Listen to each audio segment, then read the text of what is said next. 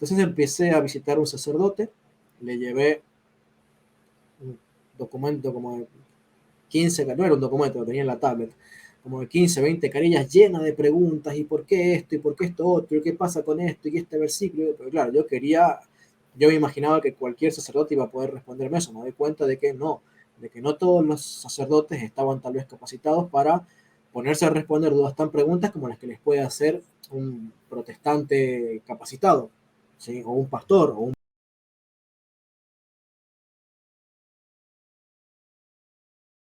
Bienvenidos hermanos a Panagia Televisión. Tengo el honor de recibir en este canal a nuestro hermano Leonardo del canal El Depósito de la Fe. Bienvenido, Leonardo. Muchas gracias, José. Un gusto estar contigo.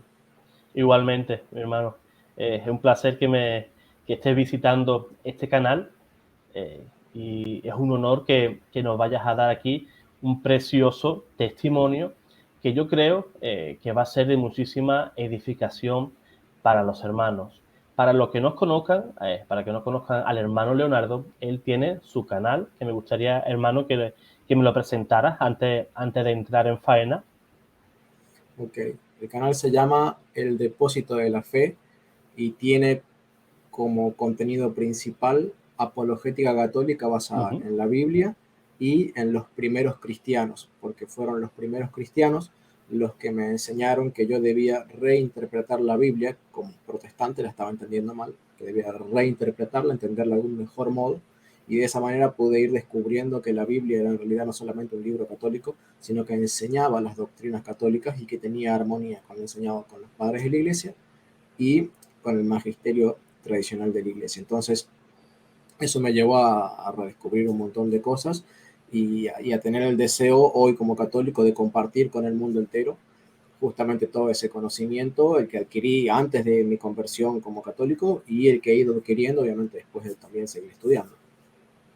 Yo entiendo perfectamente al hermano Leonardo, tanto a él como a muchos hermanos, ¿verdad?, que hemos estado en iglesia o en sectas protestantes, ¿verdad? Porque cuando descubrimos este tesoro, que es la fe católica, pues queremos que todos sientan lo mismo que nosotros. Somos sabedores que hemos encontrado la iglesia de Cristo.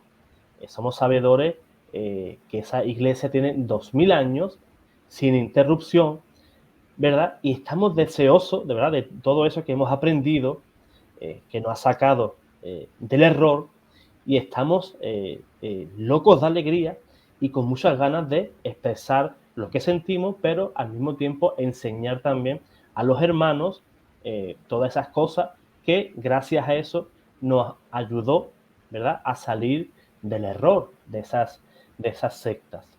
Pues el hermano Leonardo estuvo en varias denominaciones, pero fue también bautista, ¿verdad?, y predicador. Pero me gustaría, antes de entrar ya en faena, que nos pusieras un poquito, hermano, en contexto desde tus comienzos, desde tu niñez. ¿Fuiste católico de nacimiento? ¿Fuiste protestante de nacimiento? ¿Fuiste bautizado? ¿No fuiste bautizado? ¿Te bautizaron de mayor? Me gustaría que nos pusieras un poquito en contexto de tu familia, ¿verdad? Desde tu niñez hasta ahora. Me gustaría que nos pusieras un poquito en contexto toda la trayectoria de tu conversión. Ok, bueno, mis padres son católicos de religión, pero no practicantes, o cuando yo nací no eran practicantes. Se casaron, cumplieron con los sacramentos de la Iglesia Católica, me hicieron bautizar a mí, pero después de eso nunca más nada. Yo sospecho que pudo haber sido porque mis abuelos, tanto por parte de madre como padre, sí eran católicos practicantes, pero mis padres particularmente no. Entonces, bueno, probablemente haya habido ahí lo bautizamos para cumplir con los abuelos, porque lo piden los abuelos, pero no fue, por así decirlo, una fe genuina de mis padres. O por lo menos no perduró en el tiempo. Si hubo fe genuina al principio, no perduró en el tiempo. Así que me crié prácticamente en el ateísmo, Mis padres tenían una religión medio rara, que no es, absorbe algunas cosas del cristianismo, otras cosas del nuevo era, otras cosas del panteísmo, es una mezcla medio rara, una religión muy rara. Entonces yo, como no creía en eso, Dios no era una persona, Dios era como una especie de fuerza impersonal. O sea, yo crecí en el ateísmo total, total, total. Creía en la evolución, no creía en Dios, o sea, mucho menos en la iglesia, no entendía nada de la iglesia. Yo podía mirar cientos de películas para la Pascua de Jesús y no entendía nada de nada. Pero ciego, ciego, ciego total. Eh, Hasta que, como a los 20 años, más o menos, 21 años, mi hermano se pone de novio con una jovencita que era protestante, y la madre era bastante activa en la iglesia de ellos, y le empieza a predicar bueno, la doctrina protestante a mi hermano empieza ahí a dudar, pero los protestantes sí, los protestantes no, él empieza a ir como a un grupo también católico y va también a unos grupos de estudio protestantes, finalmente él se queda más bien con los grupos protestantes y me empieza a hablar a mí de bueno, lo que le estaban predicando a él. Así que, bueno, yo estaba en esos días en la universidad, siempre fui muy estudioso en la universidad, así que tenía poco tiempo para dedicarle a Dios, o mejor dicho, Dios tenía un lugar muy chiquitito en mi corazón, no tenía tiempo para él, no le dedicaba tiempo a él. Así que, nada, no le di mucha importancia, lo escuchaba a mi hermano, a veces discutíamos. También por ese tiempo, un poquito antes, yo tuve como un compañero de estudio que era catequista católico, y él me empezó a hablar no de la Biblia, no de tanto del Evangelio, sino más bien de la existencia de Dios. Y fue él el primero en sembrar, por así decirlo, la semilla de, bueno, pero ¿existe Dios o no existe Dios? Después como que tomamos caminos separados con este chico en distintas materias, yo empecé a tener otros compañeros de estudio, pero ya quedó ahí sembrada la duda. Entonces después cuando vino mi hermano, bueno, me empezó a predicar lo que ellos creían, y yo me quedo, bueno, no me interesa mucho esto, pero llega el fin del cuatrimestre y como había terminado todas las materias y no tenía absolutamente nada para rendir, no tenía ningún examen para rendir, digo, bueno, ¿qué hago? Mi hermano me sigue predicando porque él también iba a la universidad conmigo, estudiaba la misma carrera que yo. Entonces digo, bueno, vamos a leer. Y agarro y leo el libro de Apocalipsis. En un día me leí el libro de Apocalipsis. Entendí pocas cosas. Lo que sí entendí es que, bueno, que Dios estaba muy enojado con la humanidad por cómo la humanidad se está comportando y que Jesucristo iba a volver. Entonces dije, ¿y si esto es cierto? O sea, si esto es cierto, yo no entiendo de las cuernos, no entiendo de las bestias, no entiendo esto que sale del mar, no entiendo esto de los 144.000, ni que los caballos, ni los ángeles que vuelan, no lo entiendo, pero entiendo que Dios va a volver a juzgar a la tierra. Así que eso es como que me empezó a dar vuelta, empezó a darme vuelta, empezó a darme vuelta, y me puse a leer los evangelios en rápida sucesión, creo que en 2, 3 semanas me leí los 3 primeros evangelios casi completos. Por esos días empiezo a ir al culto evangélico, nunca fui a la iglesia católica yo había ido un par de veces, a lo mejor en mi adolescencia, para acompañar a algún amigo, algún familiar que se bautizara, alguna cosa así, pero de la iglesia católica cero, cero, cero, cero. Eh, Así que empiezo a asistir a la iglesia y de repente, bueno, empiezo a leer y cuando llego a Lucas capítulo 15, o sea, ya había leído la muerte y la resurrección de Cristo según Mateo, la muerte y la resurrección de Cristo según San Marcos, y estaba leyendo lo de Lucas, el Evangelio de Lucas, y ya para ese entonces ya me asombraba la increíble armonía que había en los relatos, y digo, esto no puede ser una novela, porque yo como ateo, yo decía, esto tiene que ser una novela de hombres. Sí, esto no, tiene que haber sido inventado por los hombres, porque la religión la inventaron los hombres, es el opio de las naciones, bla, bla, bla, bla, bla, todas esas cosas que se dicen en contra de la iglesia muchas veces. Pero yo encontraba, digo, que esto lo tiene que haber inventado una mente que es infinitamente más brillante que la de un ser humano, porque no puede existir una novela tan bella, tan preciosa y tan armónica, y a su vez con una historia tan complicada y tan extraña y tan, ¿cómo decirlo? No sé cuál sería el término, pero totalmente contraproducente con lo que sería vendible. O O sea, vos agarras un Shakespeare, agarras cualquier otra obra así, vos te das cuenta de que está escrita para venderse, está escrita para que a otros le guste. Ahora, lees la Biblia y vos decís, esto es imposible que esté escrito para que a alguien le guste, porque justamente te dice todo lo que vos no querés escuchar, que sos un pecador, que sos un desastre, que te puedes ir al cielo, que te puedes ir al infierno, que tenés que obedecer a Jesucristo, que tenés que creer en Él, que vas a tener que padecer un montón de persecuciones, que vas a tener que sufrir un montón por ser cristiano. Y digo, esto no está hecho para vender. El que dijo esto o está loco o es Dios, una de dos. Sí. Bueno, finalmente me di cuenta de que no, que lo había inspirado el Espíritu Santo, de que justamente era una locura a la mentalidad nuestra de los hombres y que pues, justamente por eso también el apóstol Pablo dice, lo que yo le predico a las personas es una locura. Claro, yo no lo había entendido eso entonces porque todavía no había leído el apóstol San Pablo, pero para ese entonces yo decía eso, esto o lo escribió un loco o lo escribió Dios y bueno, Dios si es así como me lo dicen, tiene una mente que es infinitamente superior, entiende todas las cosas de una manera muy diferente a como la entendemos nosotros, entonces ahora entiendo por qué hay toda una armonía tan preciosa, una historia tan elaborada y tan inimitable, ¿sí? en el Nuevo Testamento. Así Así es. que le creí a Lucas capítulo 16 cuando el Señor Jesucristo empieza a hablar de las parábolas de la misericordia de Dios. ¿Sí? Primero la parábola de la moneda, la mujer que la encuentra y se alegra porque estaba esa moneda perdida. Después la parábola de la oveja perdida, que Cristo había salido a buscar a la oveja perdida y estaba extraviada. Y la parábola que me quebrantó fue la del hijo pródigo, porque yo me sentí como ese hijo pródigo que había gastado todo mi vida en banalidades de todo tipo y de todo color, alejado de Dios, o sea que no lo tenía en cuenta Dios y que Dios aún así me esperaba con los brazos abiertos y venía a mi encuentro corriendo para besarme, abrazarme, colocarme el anillo que me identificara como hijo suyo y hacer una fiesta en el cielo por causa de mí. Bueno, es lo que yo entendí del Evangelio, es lo que mi mente en ese momento alcanzó a comprender, así que en ese lugar yo estaba todavía, lo estaba leyendo en mi cama, medio así, entre lágrimas, totalmente conmovido, le pido a Dios que me perdone, o sea, con lo poco que sabía, con lo poco que entendía, le pido, Señor, yo a partir de ahora quiero empezar a seguirte, a buscar tu voluntad, a orar, a leer, a estudiar y a conocerte más para bueno, empezar a seguir los pasos de Jesucristo. No sé si querés hacerme una pregunta. Sí, primero quería hacer una pequeña apreciación, ¿no? Es que lo que ha estado comentando el hermano es lo que le ocurre a la mayoría de católicos, ¿verdad? Que tenemos una fe por tradición a veces, ¿verdad?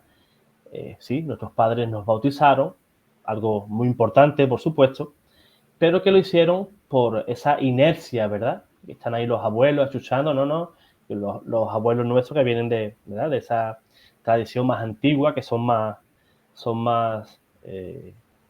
con ideas más fijas también, en la idea de iglesia, y nuestros padres, pues ya a partir de ahí, ¿verdad? Pues ya se va perdiendo un poquito, desde ese eslabón, digámoslo así, ya se va perdiendo esa fe y luego una fe perdida, que ya somos nosotros, ya estamos ahí en que la fe ya no va ni para adelante ni para detrás, ¿verdad? Y ese es el mal que afecta a la iglesia, que nos bautizan por tradición, hacemos la comunión también porque sí, porque ha llegado la edad, tenemos que hacer la catequesis, hacemos la comunión y hasta luego. Hasta que el Señor, ya sea de una manera u otra, ¿verdad? Pues a cada uno de nosotros pues nos va llamando de diferente manera. Pero sí me gustaría preguntarle al hermano Leonardo cómo fue esa captación. Porque siempre cuando una persona entra en una secta o en una denominación protestante, siempre hay un encuentro, ¿verdad? Un encuentro físico con una persona de una denominación. Da igual. Si te topas con un mormón, pues te vas a la iglesia mormona. Si se te acerca un familiar, un amigo pentecostal, pues allá que te vas.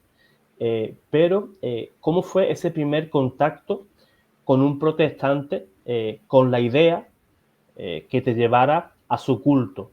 ¿O ya fue una idea que te rondaba de acudir a algún tipo de culto protestante?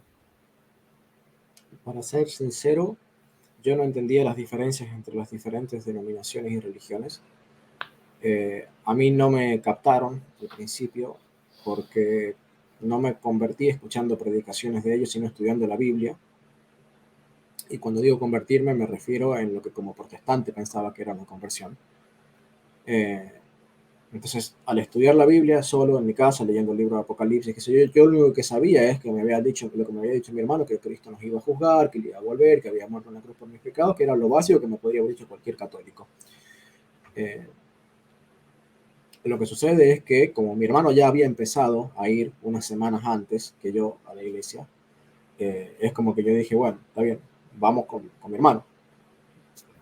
Entonces, no es que ellos hicieron algún tipo de trabajo particular, en mi caso particular, sino que como estaba estudiando la Biblia, yo decido empezar a asistir con mayor frecuencia porque no conocía nada ni a nadie que fuera católico, pero literalmente la única persona católica que yo conocía era este compañero de estudios que había tenido. Entonces, para mí es como que la cercanía de los lazos y los vínculos que yo tenía me llevaron a entrar entre los protestantes sin tener la posibilidad de decir, bueno, comparo, a ver cuál me parece mejor. A ver, escucho la campana y escucho la otra cara de la campana, o la otra cara de la moneda, como se dice. Eh, lo que sí es cierto es que una vez que empecé a asistir, bueno, te empiezan a invitar a las reuniones de jóvenes, vos ves a muchos jóvenes que juegan sin violencia, que juegan sin insultar, que juegan juegos sin maldad, sin sexualidad, o sea, y realmente eso te impacta mucho porque vos, por más que lo quieras o no, o sea, vos ves que en la Biblia habla de santidad y lo primero que vos haces es darte cuenta que insultar está re mal, que los vicios están mal, que la promiscuidad sexual y todo ese tipo de cosas. Es decir, bueno, veo jóvenes y personas que están procurando, yo no conocía sus vidas interiores, ¿no? Pero procuraba ver que desde lo exterior estaban tratando de vivir una vida alejado. Después vos te das cuenta una vez que entras que la cosa no es tan así, que hay gente que cae en pecado y cosas por el estilo. Pero no, pero eso me sorprendió. Eso me sorprendió. Empezás a hacer amigos, te reciben bien, te empiezan a visitar, che, vení, te invitamos aquí, te invitamos allá, vení a casa, nos juntamos, tomamos un mate. Después me enteré que uno de los que me invitaba a tomar mate parecía que tenía sus problemas de identidad como varón, pero bueno, fue un motivo de escándalo luego eso, dentro de, no conmigo, no, sino este chico, un motivo de escándalo en la iglesia. Pero lo cierto es que fue así como empecé a entrarme, primero desde la Biblia y después como confirmándome con buenas amistades, por así decirlo, que yo empecé a sentir más cómodo, empecé a asistir con más regularidad, empecé a asistir a una reunión, a la otra, a la otra, a la otra, y bueno, cuando querés ver ya estás ahí adentro. Claro, eso es una característica común, ¿verdad? En todo este tipo de denominaciones que te aceptan de una manera muy rápida, ¿verdad? Todos son palmaditas en la espalda, Leonardo, qué bien haces esto, ¿verdad? Son todos cumplidos y todo es precioso, ¿verdad? Luego ya nos damos cuenta que la cosa ya pinta de diferente manera. ¿Cuál fue la primera denominación o la primera iglesia a la que empezaste a asistir? De los hermanos libres, Hermanos libres. sí, no son muy conocidos, pero sí muy Ujú, influyentes. Se los ujú. conoce para quienes los buscan en internet como los hermanos de Plymouth, ¿sí? Una ciudad de Inglaterra, Sí, cierto, cierto. que ellos, por medio de un maestro muy reconocido dentro de esta denominación, que se llamaba John Nelson Darby, Ujú. sistematizó una serie de doctrinas que hoy se conocen como dispensacionalismo. Y el dispensacionalismo fue adoptado después con los años por los bautistas, por los pentecostales y un montón de otras denominaciones que no saben que los orígenes de muchas de las creencias que ellos tienen surgen de justamente los hermanos de Plymouth, de los cuales los hermanos libres son el renombrado. Claro, exacto. Sí, me he llegado a encontrar con algún hermano de esa denominación, pero no lo conocía por ese nombre, ¿verdad? Luego saliste de ahí, ¿verdad? Y a qué iglesia fuiste luego? Uy, nos estamos salteando como 14 años, 13 años. 14 años, ¿no? Sí, porque yo viví, esto que pasó, que te conté hace rato, Ujú. fue en la provincia de San Luis. Yo actualmente vivo en la provincia de Buenos Aires. Y como a los 9 años de, de ser de la denominación de los hermanos libres, yo ya había empezado, hacía como 7 años, había empezado a tomar participación pública en el Ministerio de la Predicación. De a poquito me iban dando responsabilidades hasta que ya a los 9 años estaban ahí evaluando si reconocerme diácono o no, pero yo ya había estudiado bastante algunas cosas, pero cuando digo bastante, he leído muchos, muchos, muchos libros, y empezaba a notar algunas falencias en cuanto a la interpretación de algunas doctrinas, sobre todo relativo a justamente aquello que había sido lo primero que me había captado la atención, ¿no? El tema de las profecías. ¿Te acuerdas que te dije que el Apocalipsis fue lo primero que leí? Bueno, siempre fue una doctrina que me acompañó muchísimo en el tema de profecía a lo largo de todo este proceso de conversión al catolicismo. Entonces yo tenía ciertas dudas porque no me convencía cómo interpretaban los hermanos libres este tema de que Jesucristo no iba a venir una sola vez, sino que iba a venir una vez en silencio, de forma invisible, a resucitar a la iglesia sin que nadie se enterara, y que 7 años, y que a partir de ahí iba a aparecer el anticristo, y durante 7 años iba a gobernar el anticristo hasta que Jesús viniera por segunda vez en una venida en público a matar al anticristo y a juzgar al mundo. Yo digo, pero ¿en qué parte de la Biblia hay un solo versículo que explique estas dos venidas futuras? Siempre hablan de la venida, la venida, la venida. Y es como que me parecía como un rompecabezas, ¿viste? Cuando sos niño que en el jardín de infantes te hacen armar un collage de palabras recortadas del diario, que tomás una palabra acá y la pegás a la otra palabra, y son todas palabras recortadas de distintos. Bueno, eso me parecía la doctrina. Digo, no hay ningún versículo en la Biblia que explique algo semejante a todo el programa profético que enseñaban los hermanos libres. Me parecía una especie de collage de palabras pegadas, de recortes de aquí y de allá. Y entonces yo digo, bueno, quiero estudiar más en profundidad esto porque me doy cuenta de que hay falencias y muchas cosas que se asumen en la doctrina de los hermanos libres y que las dan por ciertísimas, por dogmas absolutos, pero son todas cosas que se asumen y que no tienen evidencias, ¿sí? Es a la mejor conclusión que han podido llegar en la manera en la que ellos armaron su rompecabezas, pero no tienen evidencias de que eso sea así. Entonces digo, bueno, tengo que ponerme a estudiar esto a un nivel que vaya más allá de yo y mi libro, o yo y mis libros, ¿sí? Tiene que explicarme algún profesor instruido en los temas. Entonces decido abandonar la provincia de San Luis, abandonar el trabajo, abandonar la familia, abandonar el vehículo, abandonar el probable diaconado que me esperaba, y venirme a vivir aquí a Buenos Aires solo. Yo ya tenía para ese entonces unos 29 años. Venirme a vivir aquí a Buenos Aires solo para estudiar en un instituto bíblico y profundizar a otro nivel las doctrinas. Así que bueno, eso me permitió cambiarme de provincia, pero seguí estando entre los hermanos libres, en una iglesia de hermanos libres, durante creo que como 6 años más. No sé si querés que te cuente de eso, querés preguntarme algo o querés que No, sí, saltemos sí, directamente. yo creo que me parece muy, muy interesante porque esta denominación, yo creo que habrá muchísimos hermanos. Yo sí escuché de hablar, incluso llegué a tener un debate con un hermano de esta denominación sobre estos temas, y yo creo que sería muy interesante porque los hermanos están acostumbrados, ¿verdad?, siempre a oír de testigos de Jehová, mormones, pentecostales. Yo creo que es muy interesante todo lo que nos estás contando sobre las creencias, ¿verdad?, de esta denominación, y es muy interesante, y yo creo que los hermanos van a estar muy interesados en eso. Ok. Bueno, así que llego a Buenos Aires, lo primero que hago fue establecerme laboralmente y encontrar una congregación donde yo me sintiera cómodo dentro de la misma denominación. Me la habían recomendado algunos hermanos de San Luis, así que me reciben muy bien. Yo venía con una carta de recomendación de parte de los pastores o ancianos de la iglesia de San Luis, diciendo, bueno, el buen testimonio de Leonardo, que se comporta bien, no tiene problemas con nadie, sirve a Dios con el ministerio de la palabra, les encomendamos para que él pueda, les recomendamos que él pueda seguir con este ministerio, etcétera, etcétera, etcétera. O sea, es como mi carta de presentación para que la iglesia me recibiera, y es como que no tuviera que empezar desde cero, sino que confiaran en la reputación o recomendación que hacían desde la iglesia de San Luis. Así que bueno, dicho y hecho, a los 2 o 3 meses me empiezan a dejar participar en la enseñanza de algunas reuniones de grupos pequeños, de a poco me empiezan a confiar el cuidado de los jóvenes, me convierto en un líder de jóvenes, tengo la clase, en uno de los líderes de jóvenes, no era el único, tengo la clase de jóvenes en la escuela bíblica dominical a mi cargo durante 3 años, 4 años más o menos. predicaba en todas las reuniones habidas y por haber, en todas. Me empiezan a invitar a predicar fuera de la iglesia, a otras iglesias, cosa que yo ya hacía en San Luis. Me empiezan a invitar a otras iglesias, a algún campamento, a alguna conferencia chica. Pero bueno, llega el año en donde yo tengo que empezar a estudiar en el Instituto Bíblico, que era la razón por la que yo me he ido a vivir a Buenos Aires.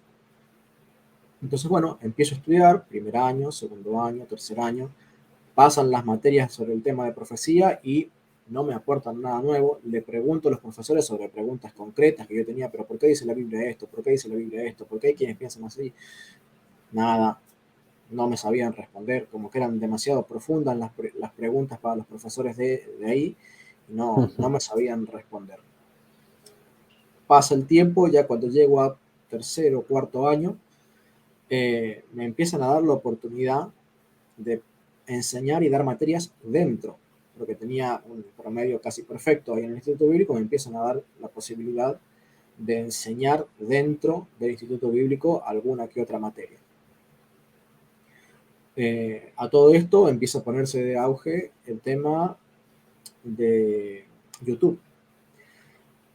Y yo pertenecía a una línea teológica que creía dentro de los hermanos libres que para ser salvo había que reconocer a Jesús no solamente como Salvador, sino también como Señor. Y un católico preguntará, ¿pero qué es eso? ¿Qué es eso de reconocerlo como Salvador, reconocerlo como Señor? Bueno, porque estaban también los que se llevaban la doctrina de la sola fide al extremo, donde decían, solo tenés que reconocer que Él es tu Salvador. Vos creés en Jesucristo como el Salvador de tus pecados, como el que te perdona tus pecados, y ya está, ya te salvaste. No hace falta que le reconozcas como Señor, y por tanto, como no le reconoces todavía como Señor, no necesitas empezar a obedecerle. Entonces, por ahí va la cosa. Estaban los más extremistas de la sola fide, que agarraban y decían, bueno, no, yo lo reconozco como mi Salvador, que me perdonó, pero todavía no estoy muy obligado a obedecerle en sus mandamientos. Y yo pertenecía a la otra línea, a la que decía, no, tenés que reconocerle además como Señor, donde está bien, vos podés cometer errores, podés crecer, podés tener pecados, tenés que arrepentirte y continuar, pero vos tenés que reconocerle como el Señor a quien le debes obediencia desde el primer momento de tu conversión. Y lo interesante es que había dentro de los Hermanos Libres dos institutos bíblicos muy prominentes en la provincia de Buenos Aires, el Instituto Bíblico para Habla de Vida y el Instituto Bíblico Jorge Müller, que era donde yo estaba estudiando, que tenían en ese tema posiciones medio enfrentadas. En ese y otros temas también con el tema de la predestinación.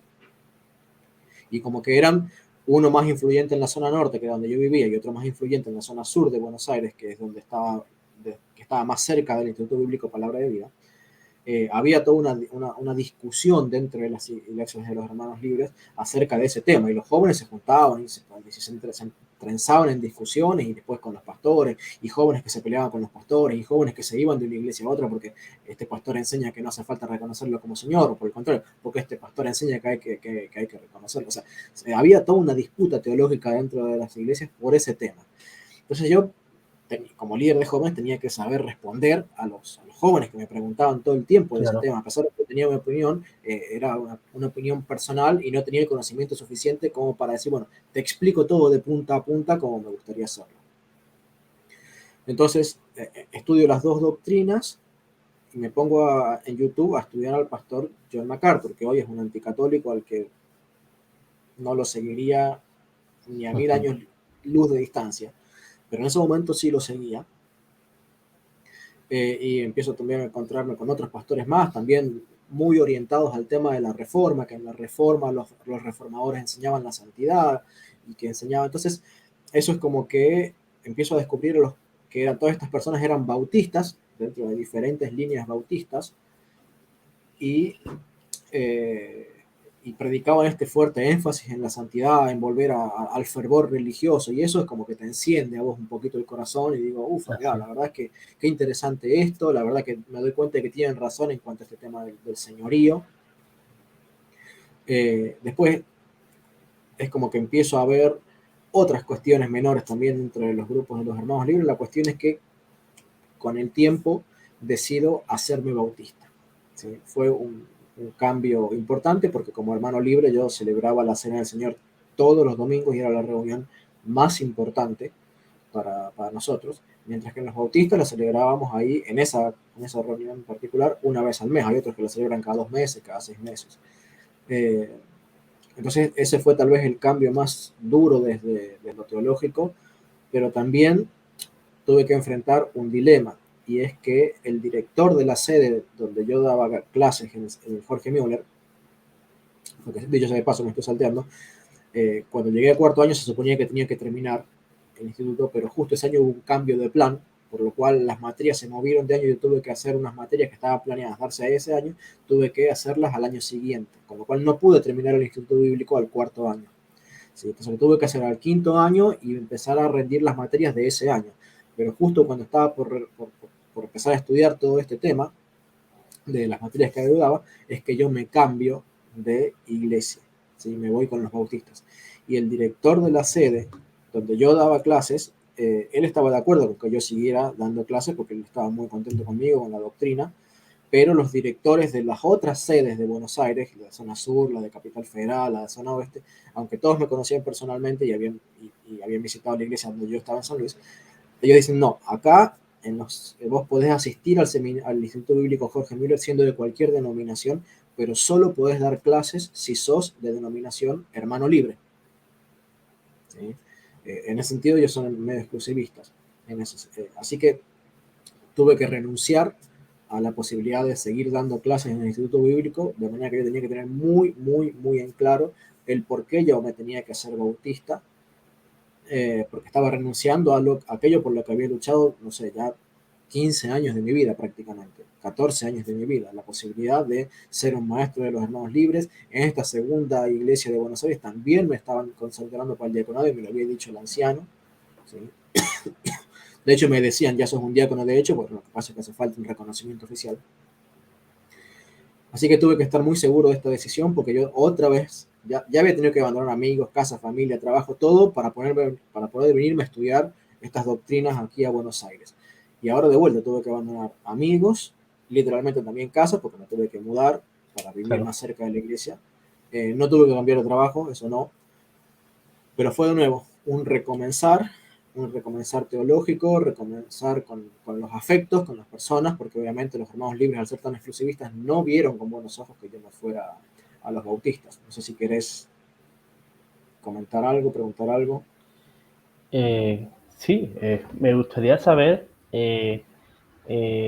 cuál fue el impacto, ¿verdad? Porque tú seguro tú ya venías con una doctrina hecha en la anterior denominación. ¿Y qué es lo que te chocó más dentro del campo doctrinal de la nueva denominación a la que tú ibas a asistir? ¿Qué diferencias doctrinales veías tú entre ambas? Bueno, la más importante, la más dolorosa para mí, era el tema de la cena del Señor. No porque tuvieran una diferencia doctrinal, sino porque yo realmente estaba convencido de lo que decía la Biblia, que había que participar de ella una vez a la semana. Lo que no sabía es que después la iglesia primitiva la practicaba todos los días como la iglesia católica, pero bueno, o sea, una semana reunidos los discípulos el primer día de la semana para partir el pan, mira, yo se lo mostraba a los bautistas y el pastor bautista sentía, decía que sí, pero somos bautistas, no puedo ir en contra de lo que dice el pueblo. Así que bueno, de hecho en una reunión el pastor confesó que le gustaría hacerlo todas las semanas, pero bueno, tranquilos, somos bautistas, no lo vamos a hacer. Como tirando el problema, a ver qué pasaba. Bueno, ese era uno de los problemas. El otro era el tema de la forma de gobierno, porque en los hermanos libres, en general, los pastores no son pastores. No tienen matriculación, son personas que a lo mejor estudiaban mucho y por reconocimiento del pueblo les daban la posibilidad para ser maestros, aunque no tuvieran estudios formales, ¿sí?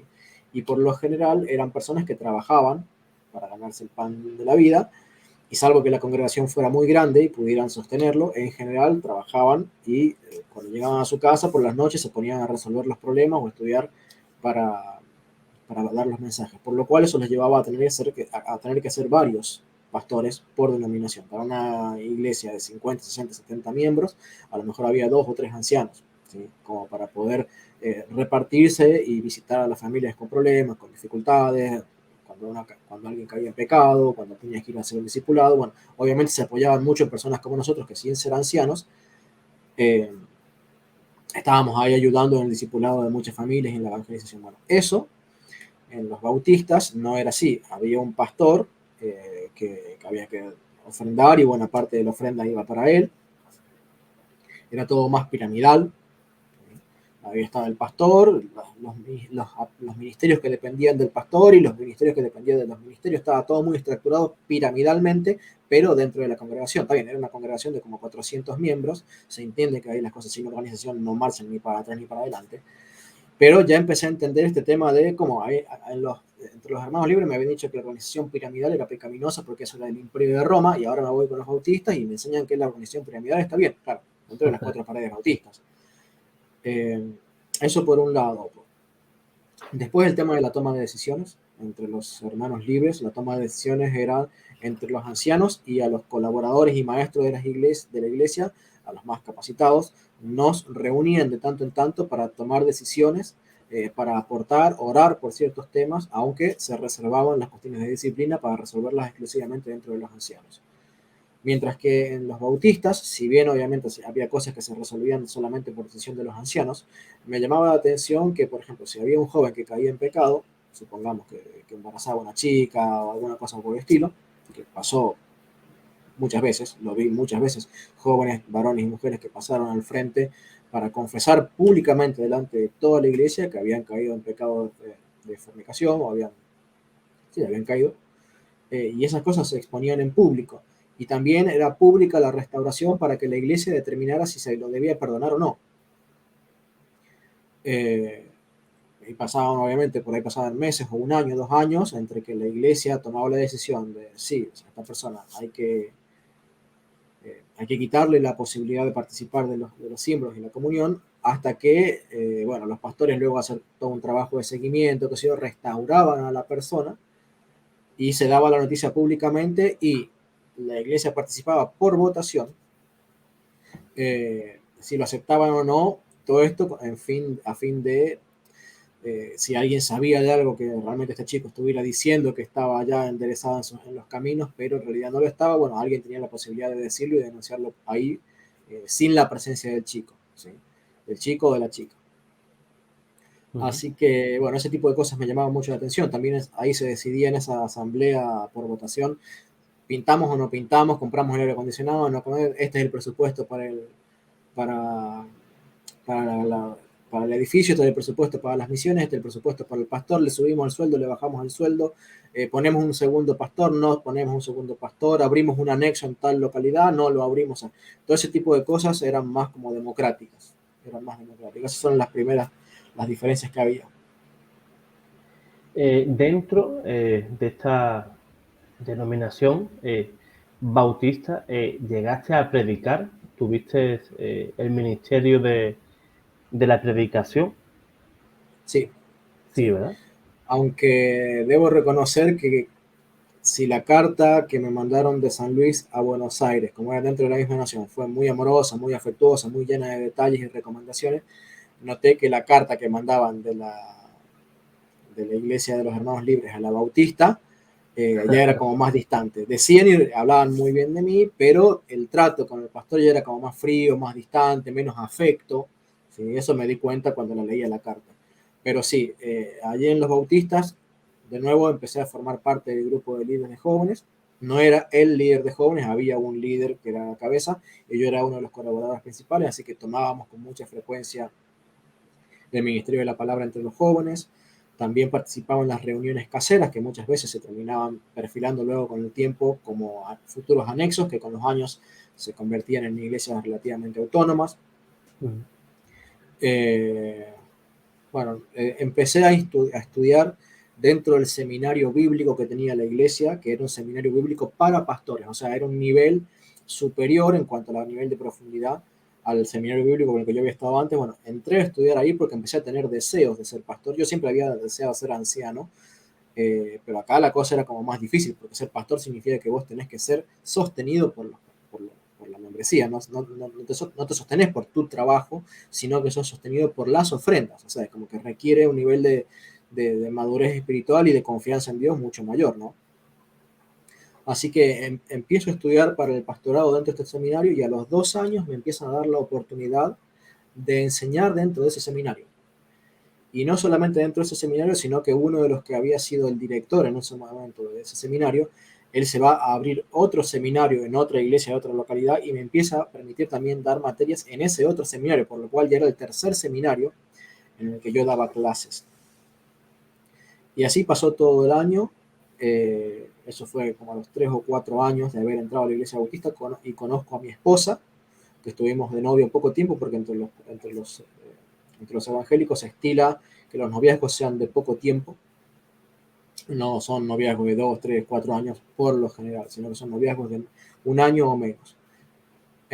Así que por ese tiempo la conozco a mi esposa. Yo hablaba mucho con mi esposa porque le decía, mira, yo quisiera ser pastor, me consideran tan bien dentro de aquí esta iglesia bautista que incluso me permiten enseñarle a los que serán futuros pastores, ¿sí? Así que, bueno, nada, o sea, yo le hablé, yo quiero ser pastor, estas son las condiciones, estas son las características de la vida de un pastor, amor, ¿estás de acuerdo? ¿Te aceptás casar conmigo bajo estas circunstancias? Mira que va a ser difícil, vamos a tener que tener estos desafíos. Bueno, ella aceptó y nos casamos bajo esa premisa. Pero ¿qué pasaba? Primero que yo seguía teniendo dudas de este tema de la escatología. Y mientras más estudiaba y más profundizaba, más dudas encontraba y más triviales o más sin sentido encontraba los argumentos para defender este tema de la doble venida de Jesucristo, que era lo que más me hacía ruido. De nuevo, YouTube pasa a formar parte importante de este proceso de conversión porque se empieza a poner un poco de moda este tema de la reforma, pero más de moda que antes. Que la reforma, que la reforma, que la reforma y que el calvinismo, y empieza a afectar no solamente las iglesias de los hermanos libres, sino también las bautistas, ¿sí? Ser un calvinista extremo de las 5 solas, o un calvinista de 4 solas, o un calvinista de 3 solas y medio, ¿sí? Todo esto tiene que ver con el tema de la doctrina y la predestinación, ¿no? Con cosas que no vamos a entrar en detalles ahora. Pero todo eso se pone muy de moda y entre los alumnos que yo tenía en las materias del instituto me hacían muchas preguntas respecto de eso, porque muchos de ellos, justamente los más estudiosos, estudiaban el calvinismo y estudiaban la reforma.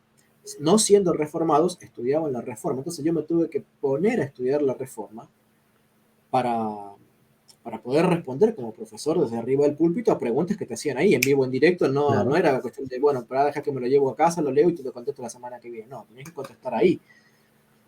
Así que eso fue lo que me llevó a introducirme en el mundo de los reformadores. Empecé a estudiar más en profundidad la historia de la iglesia, pero siempre la historia de la iglesia de los reformadores. De ahí para atrás, nada. Así que empiezo a estudiar las biografías, empiezo a darme cuenta de que, ¿cómo es esto? Se acusan a la iglesia de la Inquisición, pero los reformadores también tuvieron su Inquisición. De hecho, Calvino mató a Servet y lo quemó vivo porque predicaba el antitrinitarismo. Entonces digo, ¿cómo es la cosa? Y después me enteraría de que los bautistas mataron a decenas de miles de católicos en la famosa guerra de los campesinos, y que iban y los encerraban en las iglesias y mataban al sacerdote, niños, a las monjas, a todos juntos los quemaban vivos dentro de la iglesia. Y yo digo, pero no es que la iglesia católica era mala por la Inquisición. Entonces empiezo a descubrir un aspecto de la historia y la otra cara de las monedas, tanto evangélicas como protestantes, que yo no conocía. No sé si querés preguntarme algo. Sí, eso es un clásico, ¿verdad? Lo que acabas de comentar, de señalar siempre a la iglesia como la perseguidora, como la opresora, pero has puesto varios ejemplos de hechos que ellos mismos se avergüenzan porque no lo cuentan siquiera, ¿verdad? Tú te encuentras con algún hermano no católico y seguramente ignora esos hechos, por no hablar también la persecución tanto de Calvino como de Martín Lutero contra los anabaptistas o rebautizantes, ¿verdad? Ellos creían que el bautismo de infantes pues era inválido y que solamente era válido bautizarse de adulto. Para los que no estén viendo y no sepan este hecho. Hoy en día la gran mayoría de denominaciones protestantes niegan el bautismo de infantes, niegan el pecado original. Pero si ellos van al inicio de esa reforma, ¿verdad? Aquel que inició esa revuelta dentro de la iglesia, pues él creía firmemente en la necesidad de bautizar a un infante y perseguía y llamaba incluso hereje a todos esos nuevos grupos, como el grupo de los anabaptistas, que creían todo lo contrario que Martín Lutero o Zwinglio o el mismo Juan Calvino. Y son esos que ignoran. Ellos solamente saben una parte que le interesa a alguno, ¿verdad? De tergiversar la historia para tratar de quitar autoridad, ya sea en el campo moral, religioso, histórico, ¿verdad? A la Iglesia católica. Por eso tú bien has dicho que a ti te hablaban hasta la Reforma, pero de ahí para atrás nada. Pero es que de ahí para atrás había algo, de ahí para atrás no había nada, ¿verdad? Ahí había algo, pero ese algo lo tenían ahí como velado, ¿verdad? No lo querían sacar porque quizás no interesa. Esos 16 siglos antes, quizás no interesa hablar de los padres apostólicos, no interesa hablar de los padres de la iglesia. Eso como que hay que tenerlo ahí resguardado y que no me pregunten mucho porque no me quiero complicar la vida. Pero como hermanos como Leonardo, pues sí, sí quiso complicarse la vida y de qué manera, ¿verdad? Eh, y Bueno, si dime, me hermano. permitís ampliar un poquito Sí, más sí, lo que claro. decía, otra de las cosas que a mí me sorprendió en ese periodo, sin llegar todavía al tema de los padres apostólicos, pero otra de las cosas que me sorprendió fue enterarme de que los Estados Unidos fueron colonizados por protestantes que estaban huyendo de Europa por causa de la persecución de otros protestantes. O sea, yo decía, ¿cómo puede ser?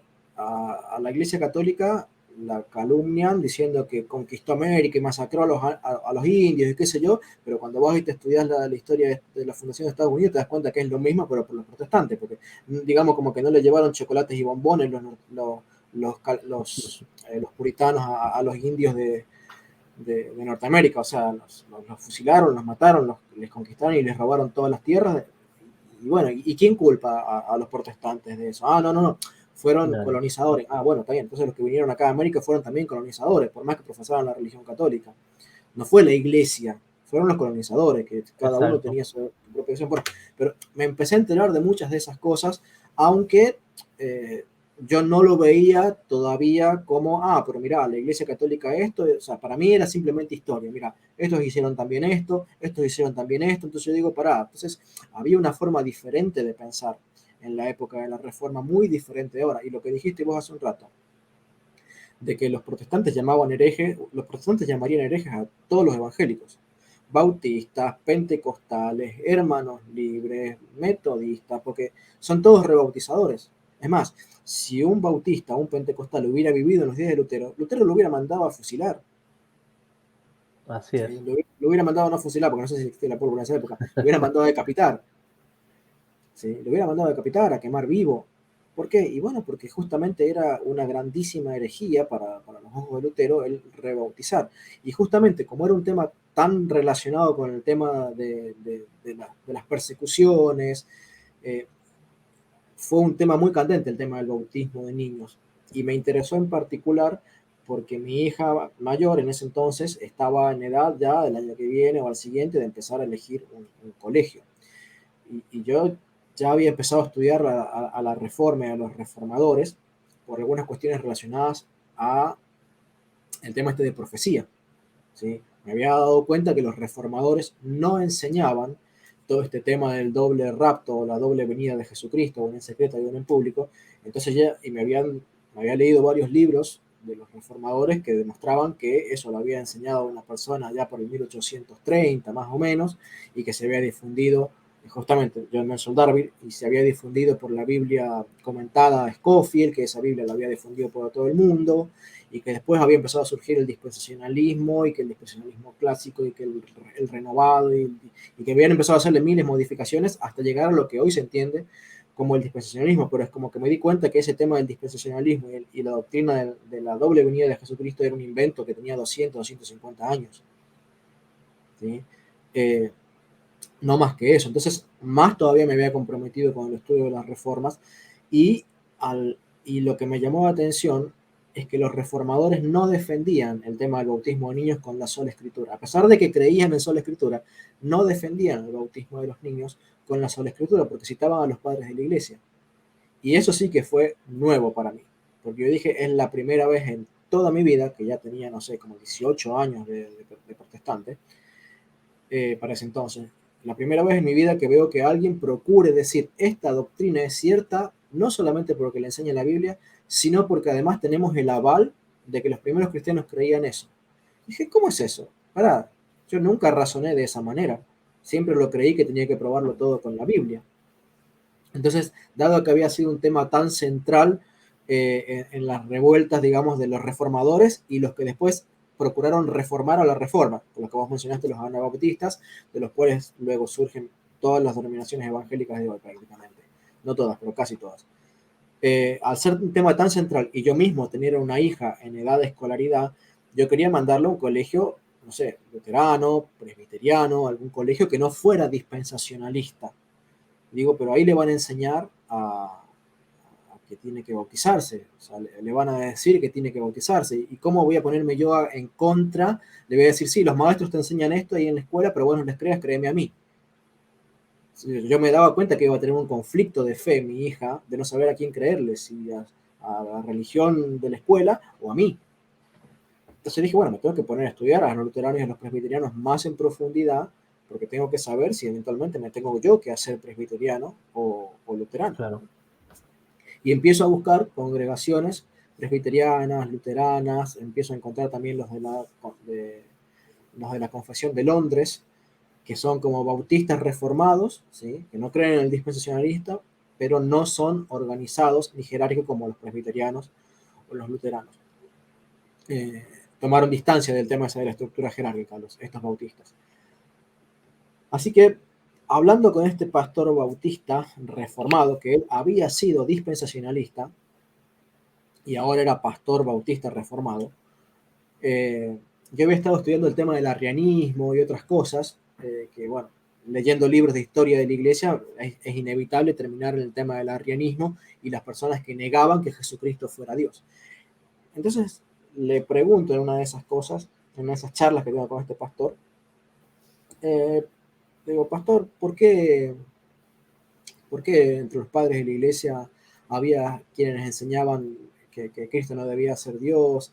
Porque, bueno, obviamente estaban los padres de la iglesia que tenían la sucesión apostólica y que estaban en las iglesias apostólicas, que eran las católicas, y estaban los grupos heréticos que no tenían sucesión apostólica, que se habían autonombrado pastores, y ellos andaban diciendo la enseñanza judía de que Cristo no era Dios, Cristo no podía ser Dios.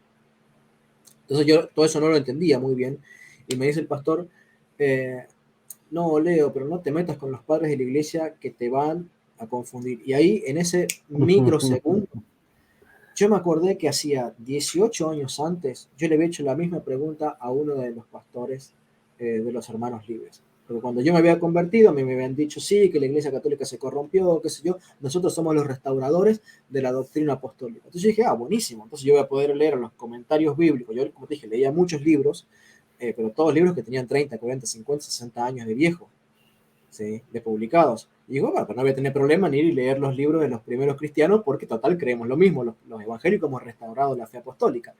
Iluso yo de mi parte. Fui y leí lo primero que encontré de los padres de iglesia, que ni sé de qué siglo serían, ¿no? Pero bueno, evidentemente enseñaban una cosa totalmente distinta a lo que yo creía.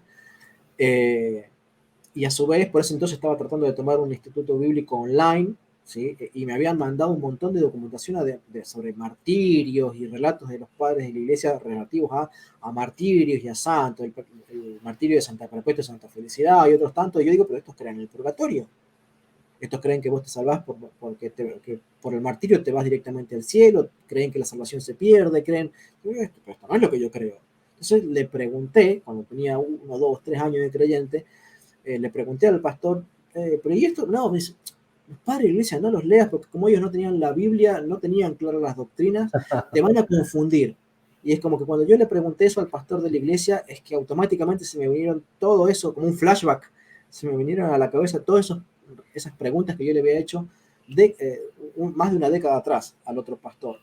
Y yo me dije por dentro, mientras el pastor todavía hablaba, yo estaba pensando por mis adentros, pero ¿por qué no quieren que estudien los padres de la iglesia? ¿No se supone que los reformados avalan sus doctrinas con los padres de la iglesia? Porque yo está bien, ahora entiendo que un bautista, que un pentecostal, que un hermano libre no quiera usar a los padres de la iglesia porque me doy cuenta de que evidentemente tienen muchas diferencias con los padres de la iglesia, no solamente en el tema del rapto, en el tema de la doctrina de salvación, en el tema de la organización de la iglesia y un montón de otras cosas que ya había descubierto que los pentecostales, bautistas, hermanos libres tenían un montón de diferencias con los primeros cristianos. Pero digo, este reformado debería poder defender la Biblia con los padres de la iglesia. ¿Por qué el luterano me defiende la Biblia con los padres de la iglesia y este reformado no? Entonces empiezo a plantearme, porque no importa, los evangélicos, todos decían que los padres de la iglesia eran evangélicos, o sea, bautistas, pentecostal. Vos le preguntabas a un bautista y te dice, Pablo es bautista. Vos le preguntabas a un pentecostal, Pedro era pentecostal. Vos le preguntabas no sé, a un luterano y te va a decir que Santo Tomás era luterano. Y así todos decían que los padres de la iglesia eran de su denominación. Y yo digo, pues ¿cómo? Ahora resulta que todos dicen que los padres de la iglesia son de su propia denominación, pero resulta que todos creen distintos. Y yo digo, bueno, a ver cómo resuelvo este dilema. Es que Pablo creía en una cosa tipo pentecostal, Pedro tipo bautista, Santiago tipo menonita, y así yo empecé a imaginarme, digo, bueno, ¿cómo era la iglesia primitiva? ¿Sería una cosa que todos creían cosas distintas, pero que se llevaban muy bien porque todos creían en Cristo? O sea, yo traté de imaginarme la iglesia primitiva como la imaginaría un evangélico, ¿sí? Que debería haber sido una mezcla de denominaciones donde no importa lo que creyeras, si vos creías en Jesucristo, que Él murió por vos, por tus pecados y se resucitó para salvarte, entonces ya está, ya sos cristiano y ya estás predicando el Evangelio. En lo demás no importa nada, o sea, lo demás, valga la redundancia, es el 99% de la Biblia, ese lo demás, ¿sí? Pero lo único que tenemos que estar de acuerdo es en ese 1% de la Biblia en que Cristo murió, resucitó y, eso sí, si no crees que Cristo es Dios, sos hereje. Era la única cosa en la que yo comento algo, yo en su momento, en ese proceso de transición, quise ponerme a hacer una página apologética protestante, de corte calvinista y reformada, y me metía mucho en los grupos de debate, de hecho la página la hice, después la borré, ¿no? La página la hice, y me metía mucho en los grupos de debate, para ver y estudiar y ver qué artículos poner y colocar en la página esta.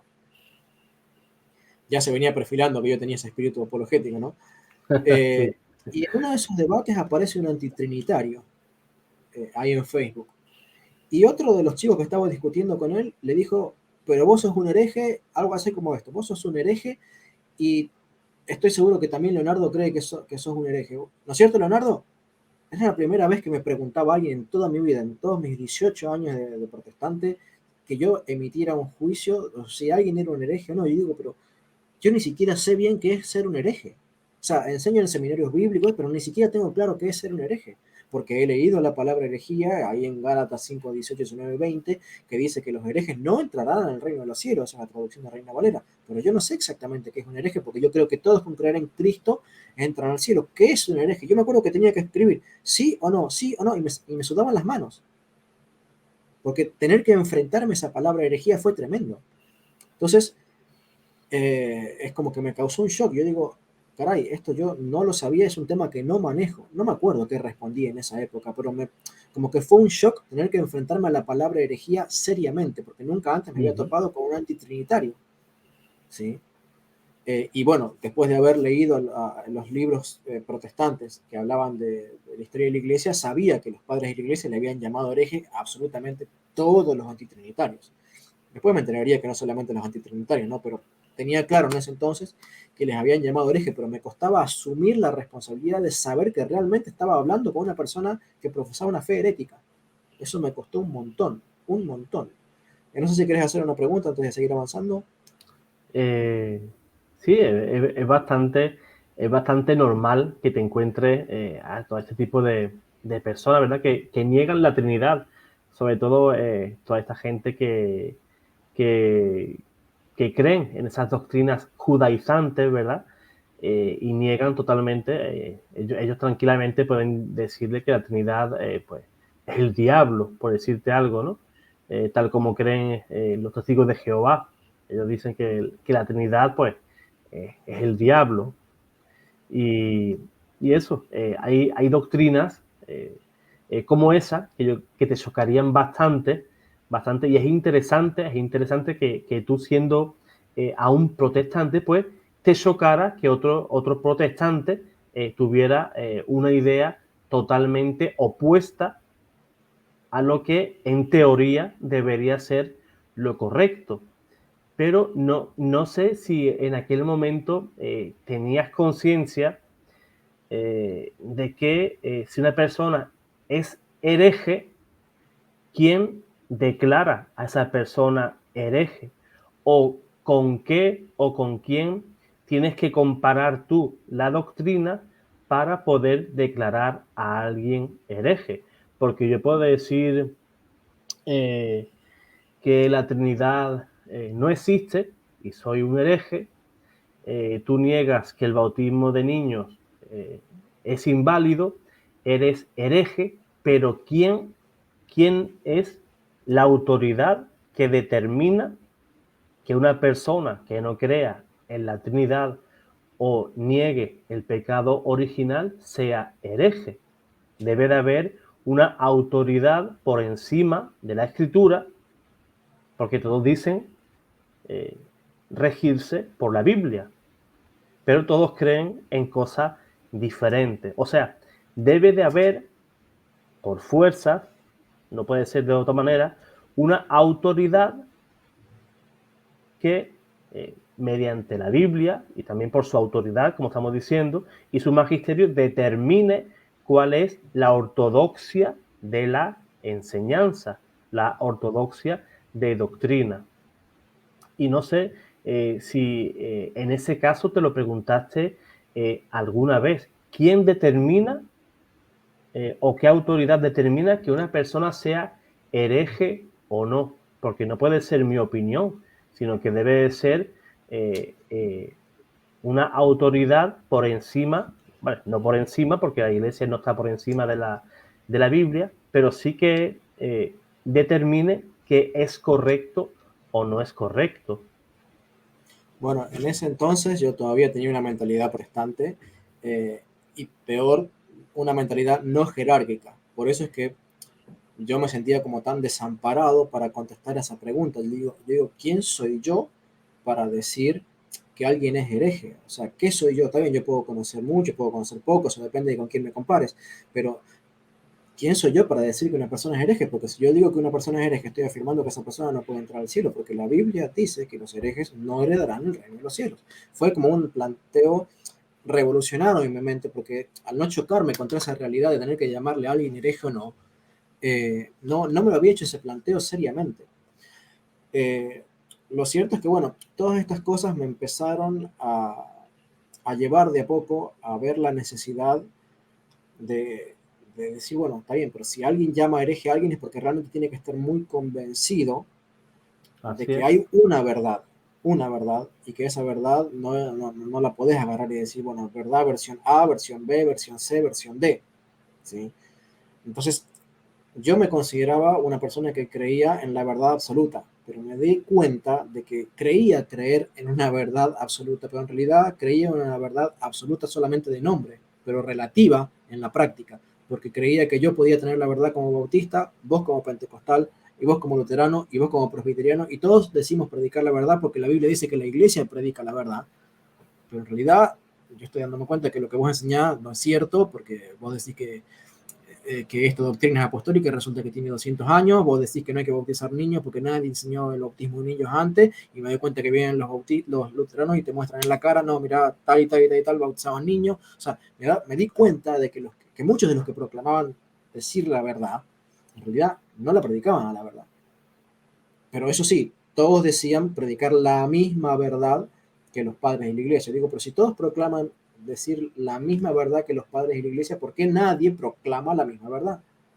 Es como yo digo, bueno, no sé, el celular es de color negro, pero yo digo que los celulares son blancos, yo digo que los celulares son azules, yo digo que los celulares son verdes, yo digo que los celulares son amarillo patito, pero resulta que todos decimos ser exactamente igual que el celular original. Entonces Así no, es. no estamos diciendo exactamente el mismo celular, estamos dando una versión coloreada de ese celular, pero no estamos diciendo exactamente el mismo celular. Entonces yo me hice planteos como eso, digo, evidentemente alguien no está diciendo la verdad, todavía no sé quién, yo no sé si son los luteranos, los presbiterianos, y yo siempre me manejaba dentro de los reformadores, porque católicos de momento nada. O los luteranos tienen la verdad, o los presbiterianos, o los bautistas, o los pentecostales, o los mormones, alguien tiene que tener la verdad, porque evidentemente empezaba a darme cuenta de que la Biblia era mucho más tajante hacia con el error de lo que yo pensaba. Porque como te digo, yo podía agarrar, y yo como bautista podía no caerme bien algunas de las enseñanzas de un pentecostal, y de un pentecostal no caerle bien las enseñanzas de los bautistas, porque los pentecostales dicen que los bautistas no tienen el espíritu, y los bautistas dicen que los pentecostales tienen un espíritu extraño.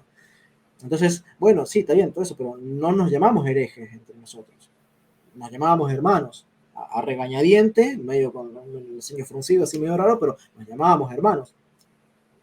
Entonces yo digo, pero cuando yo empiezo a meterme en la teología y en la forma de pensar de los reformadores, digo, ellos no tienen esa mentalidad tan laxa de decir, vos podés ser luterano, o podés ser calvinista, o podés ser menonita, o podés ser anabaptista, y como predicamos a Cristo está todo bien. Para ellos el concepto de evangelio era mucho más amplio que el concepto de simplemente decir, creer en Jesucristo, que murió por tus pecados, resucitó al tercer día, y que va a volver para resucitarte a vos, y si crees eso ya sos salvo.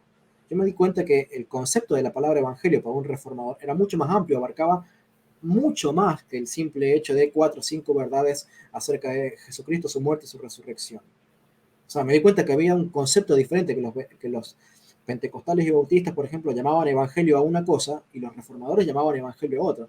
Entonces, cuando un bautista agarraba y decía, no, el que predica otro evangelio sea anatema, en su cabeza se cruzaban unas ciertas ideas, pero por la cabeza de un calvinista o de un luterano, cuando decía el que predica otro evangelio sea anatema, el anatema era consagrado al fuego, y por eso los luteranos y los calvinistas agarraban y mataban en el fuego a los que ellos consideraban hereje, porque me empezaba a cerrar de que ellos estaban actuando conforme a una comprensión que ellos tenían acerca de lo que significaba predicar otro evangelio y ser anatema de Dios.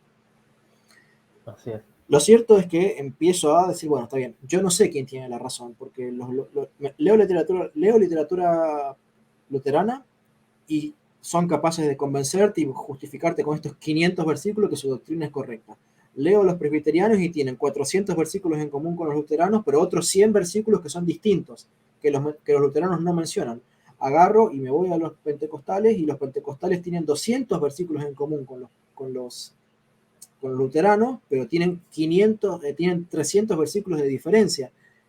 Y los versículos de esto no los mencionan esto, y los versículos de estos dicen que los entienden mal. Entonces dije, ¿cuál es el original? Porque si nadie está armado, todos son capaces de convencer, porque evidentemente los luteranos convencieron a millones, los pentecostales convencieron a millones, los bautistas convencieron a millones, pero no importa, o sea, si esto significa que yo puedo ser convencido y aceptar como verdad un cuerpo dogmático, y sin embargo correr el riesgo de que ese cuerpo dogmático no sea la verdad original.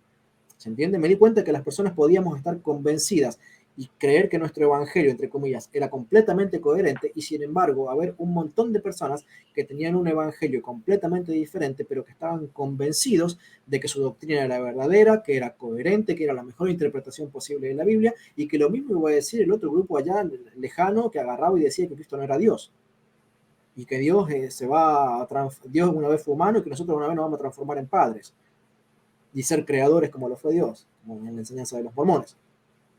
Entonces yo digo, tan engañables somos, tan fáciles de meternos en la cabeza un concepto y ponernos unos anteojos de un color determinado, de manera que cuando yo lea la Biblia me parezca que toda la Biblia es de ese color, pero voy a la otra persona, le pongo un anteojo de otro color y esa persona me dice que toda la Biblia es de ese otro color. Y yo digo que la Biblia es rosa, el otro dice que la Biblia es verde y el otro dice que la Biblia es azul. ¿Y de qué color era la Biblia original entonces? Esa fue la pregunta mágica. ¿De qué color era la doctrina original? Y ahí es como que me vi en la plena necesidad de ir a los padres de la iglesia, de decir, a ver, ¿cuál es el original? Porque me doy cuenta de que todos reclaman ser el original, pero enseñan algo distinto. Entonces yo digo, yo quiero conocer la verdad.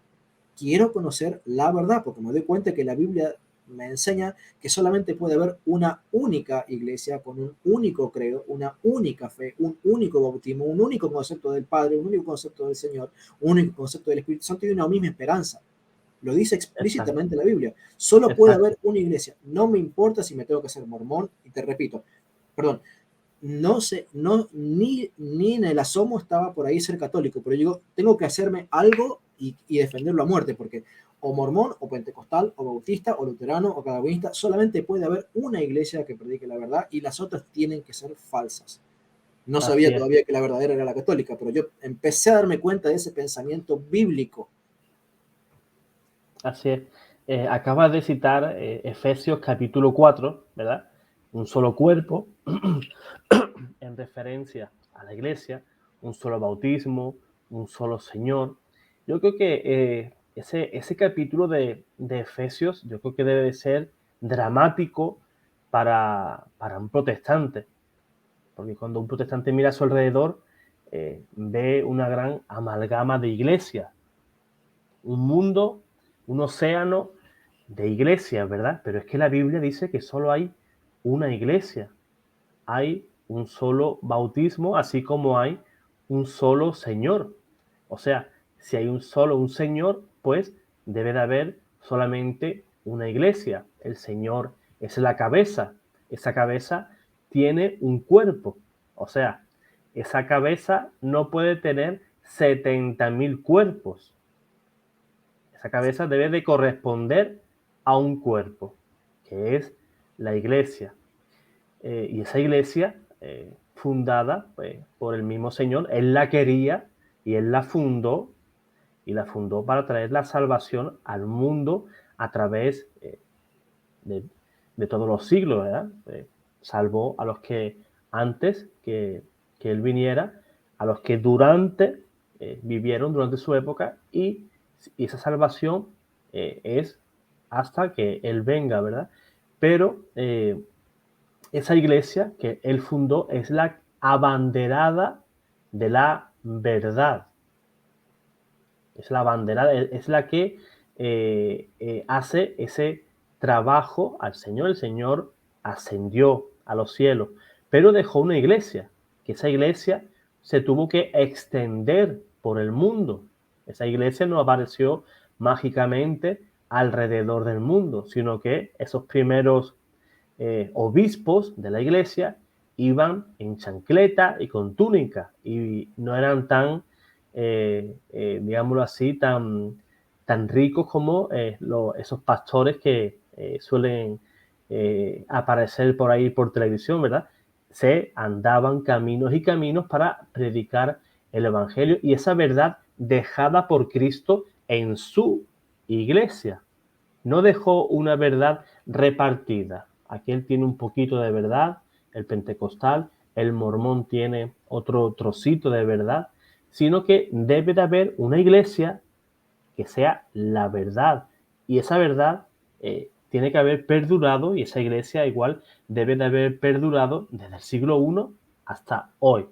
No ha tenido que haber ningún tipo de interrupción por medio, ¿verdad? Porque tú te preguntabas, hermano Leonardo, por ejemplo, ¿cuál era el origen, por ejemplo, de tu iglesia? ¿Quién fue su fundador? ¿En qué año se fundó? Porque claro, si yo soy bautista o soy pentecostal o mormón y un buen día descubro que mi iglesia existía de 100 años para acá, pues yo creo que debe de ser bastante traumático para la persona, porque esa iglesia, como ya hemos dicho, la misma Biblia nos muestra que esa iglesia tiene que tener 2000 años, ¿verdad? Las puertas del infierno no van a prevalecer contra ella. O sea, esa iglesia, por muy perseguida, por muy lo que sea, tiene que persistir, tiene que estar durante todo este tiempo, durante estos 2000 años que llevamos, debe de seguir predicando y una verdad inalterable, porque si todos recordamos, por ejemplo, San Ignacio de Antioquía en el siglo I creía que la Eucaristía pues era literalmente la misma carne de nuestro Señor que sufrió en la cruz.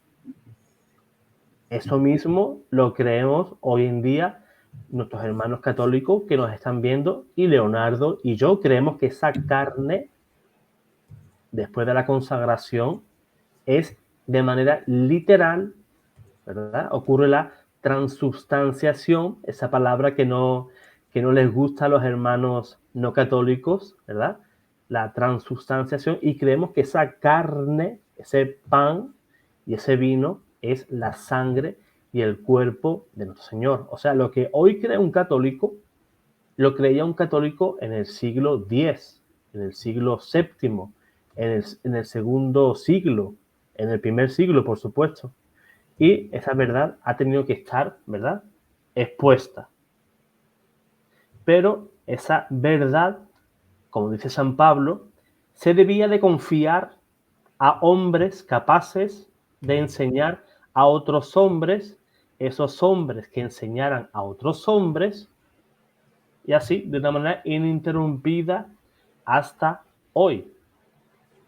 No es que yo hoy, en el siglo XXI, me proclamo pastor y digo que la Eucaristía pues, es algo falso.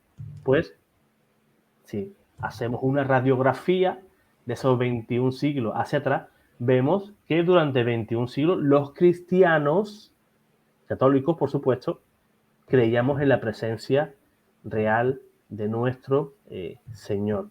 Pero me gustaría que el hermano Leonardo me gustaría que nos contara, yo creo que es interesante, cuál fue ese primer encuentro con un padre de la iglesia.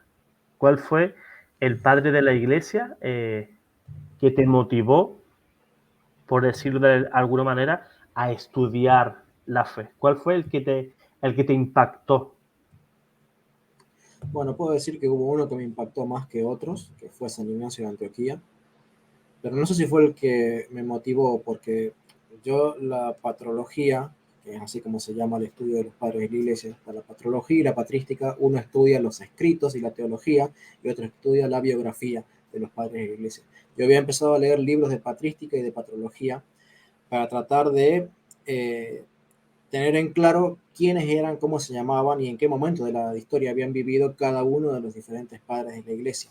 Porque tenía una mezcolanza, porque nunca los había estudiado en profundidad, solo sabía que habían existido, pero no los tenía en profundidad. Entonces, hubo varios libros que me empezaron a llamar la atención. Lo que pasa es que como yo las primeras veces las leí de libros protestantes, esos libros protestantes eran muy hábiles para ocultar todas aquellas enseñanzas de los padres de la iglesia que demostraban que eran católicos. Agarraban y te mostraban que creían en la Trinidad, te mostraban que creían en la resurrección de Jesucristo, en la muerte en la cruz y un montón de cosas en común que tienen los protestantes con los católicos, pero no te mostraban nada de cosas como estas que vos decís, de que creían en la transubstanciación, que creían en la autoridad de la Iglesia de Roma, que creían en el purgatorio, que creían un montón de otras doctrinas católicas respecto a la veneración de los santos, la veneración de las reliquias de los mártires, que eran litúrgicos. No era que yo improvisaba la religión e improvisaba la reunión como a mí me parecía.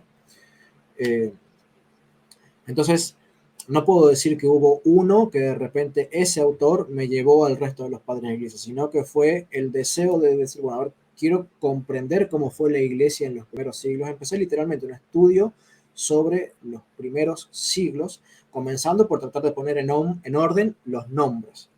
Porque vos preguntabas hace un ratito si yo me había planteado este tema de los fundadores de la iglesia. ¿Sí? Yo te voy a decir que todavía en ese entonces tenía una mentalidad de evangélico en donde irte de una religión para abrir una nueva no significaba que vos estuvieras fundando una religión diferente de la de Cristo, simplemente significaba que no estabas de acuerdo con los anteriores, pero A y B seguían en la iglesia de Cristo. Todavía no había entendido lo que enseña Juan, que el que se va, en primera de Juan capítulo 2, el que se va de la iglesia se hace un anticristo. Yo no entendía eso. Estaba ciego respecto a la comprensión de ese versículo. Lo que sí me había dado cuenta es que mientras más atrás me iba en la teología y la historia, más se empezaban a aparecer las doctrinas a las que yo encontraba en los padres de la iglesia, lo que entonces conocía. Me daba cuenta de que mientras más antigua era la fundación de una denominación, más parecida era su doctrina a la de los padres de la iglesia, lo cual eso era radicalmente opuesto, literalmente opuesto a lo que yo creía, porque yo creía que mientras más avanzaba el tiempo, como tenemos software bíblico, como tenemos concordancias, tenemos comentarios bíblicos, yo creía que mientras más avanzaba el tiempo, más parecida sería nuestra doctrina a la doctrina de Cristo, ¿sí? Y a la doctrina pura de la Biblia. Pues resulta que mientras que yo creía que los discípulos apostólicos y los apóstoles mismos no tenían demasiado claras las cosas y los primeros cristianos eran que sabían Juan 3:16 y poco más, estoy exagerando obviamente, ¿sí? Mientras que nosotros éramos más sabios que ellos, lo que empecé a darme cuenta que era al revés, que mientras más atrás te ibas en la historia, más parecidos encontraba entre las enseñanzas que yo conocía de los padres de la iglesia y las enseñanzas que yo encontraba en la teología de ese grupo. Entonces los luteranos y presbiterianos eran más parecidos a la iglesia primitiva que los evangélicos en cualquiera de sus formas. ¿Sí? Yo dije, ¿y qué había antes de Lutero? Ahí está la pregunta hasta que vos hacías hace rato. ¿Y qué había antes de Lutero? Todavía no captaba este tema de que Lutero fundó una religión aparte. Para mí Lutero había estado en desacuerdo y había dicho vamos a enderezar las cosas, pero no había fundado una religión aparte porque todavía no tenía claro de que puede haber solo una religión válida.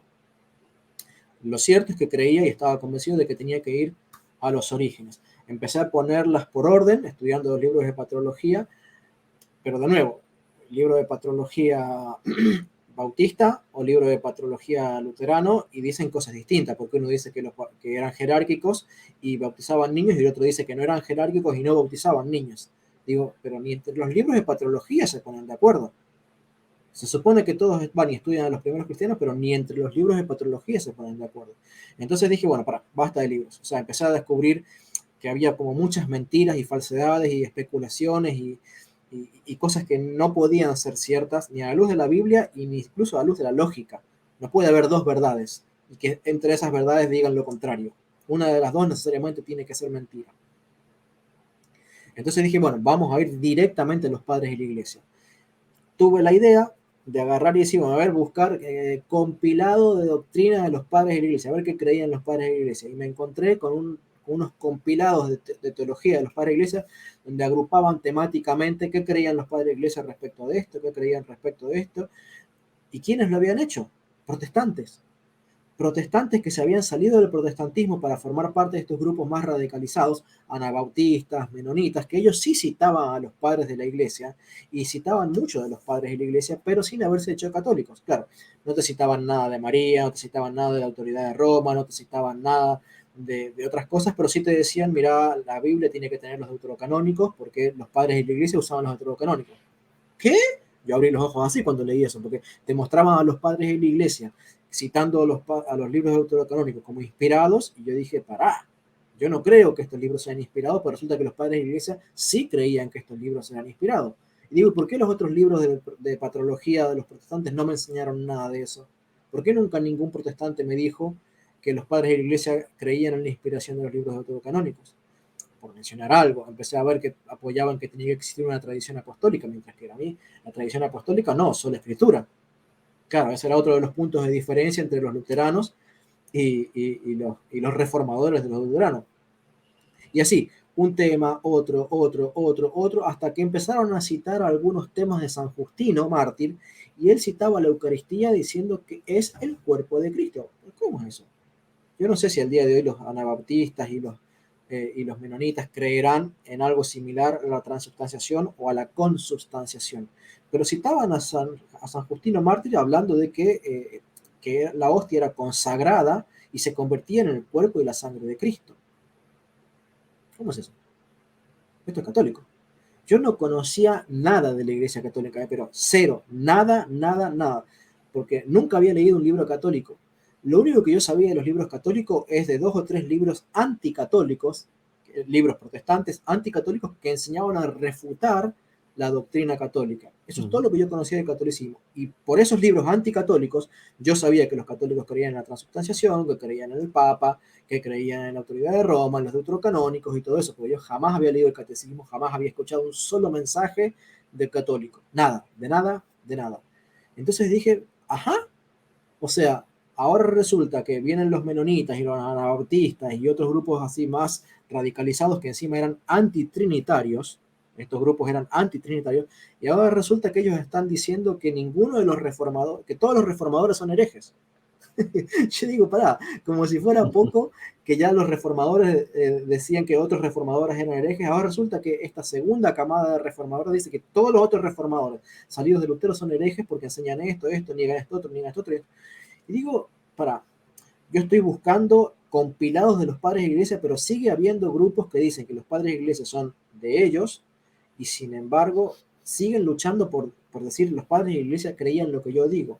Entonces dije, basta de escuchar interpretaciones acerca de los padres de la iglesia, basta de escuchar libros que me digan el 20% de lo que enseñan los padres de la iglesia. Dije, voy a ir a leer a los padres de la iglesia en vivo y en directo, voy a transportar mi mente, por así decirlo, para tratar de ser como ellos, pensar como ellos, creer lo que ellos, entender lo que ellos y aferrarme a ellos, porque evidentemente si no, termino en esta maraña, en esta ensalada de pensamientos y teologías que todos dicen ser la verdad y me doy cuenta de que en el mejor de los casos solo una es la verdad.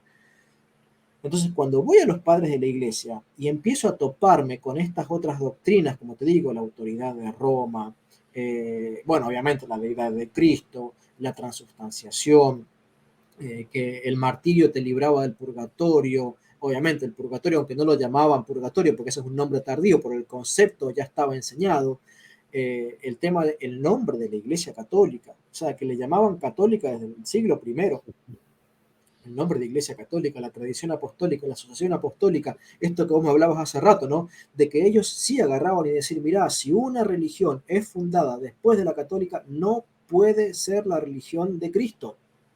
Ahí me cayó la ficha de esto que vos me planteabas hace un tiempo atrás, que yo decía, bueno, vos te fuiste de una iglesia, te haces de otra, listo, pensás diferente de esta otra, pero no es que seas una religión fuera de la de Cristo.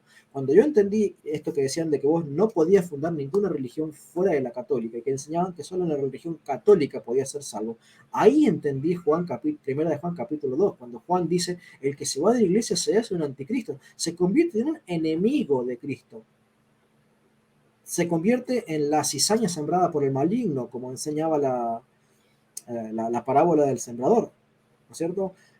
Ahora entiendo a quiénes se refería el apóstol Pablo cuando habla de estos maestros que amontonarían personas en torno a sus concupiscencias y que estos grupos se opondrían a la iglesia de Cristo. Ahora entiendo a Cristo cuando habla de cuídense de los falsos profetas, porque hasta entonces yo digo, está bien, cuídense de los falsos profetas, pero ¿quiénes son esos falsos profetas?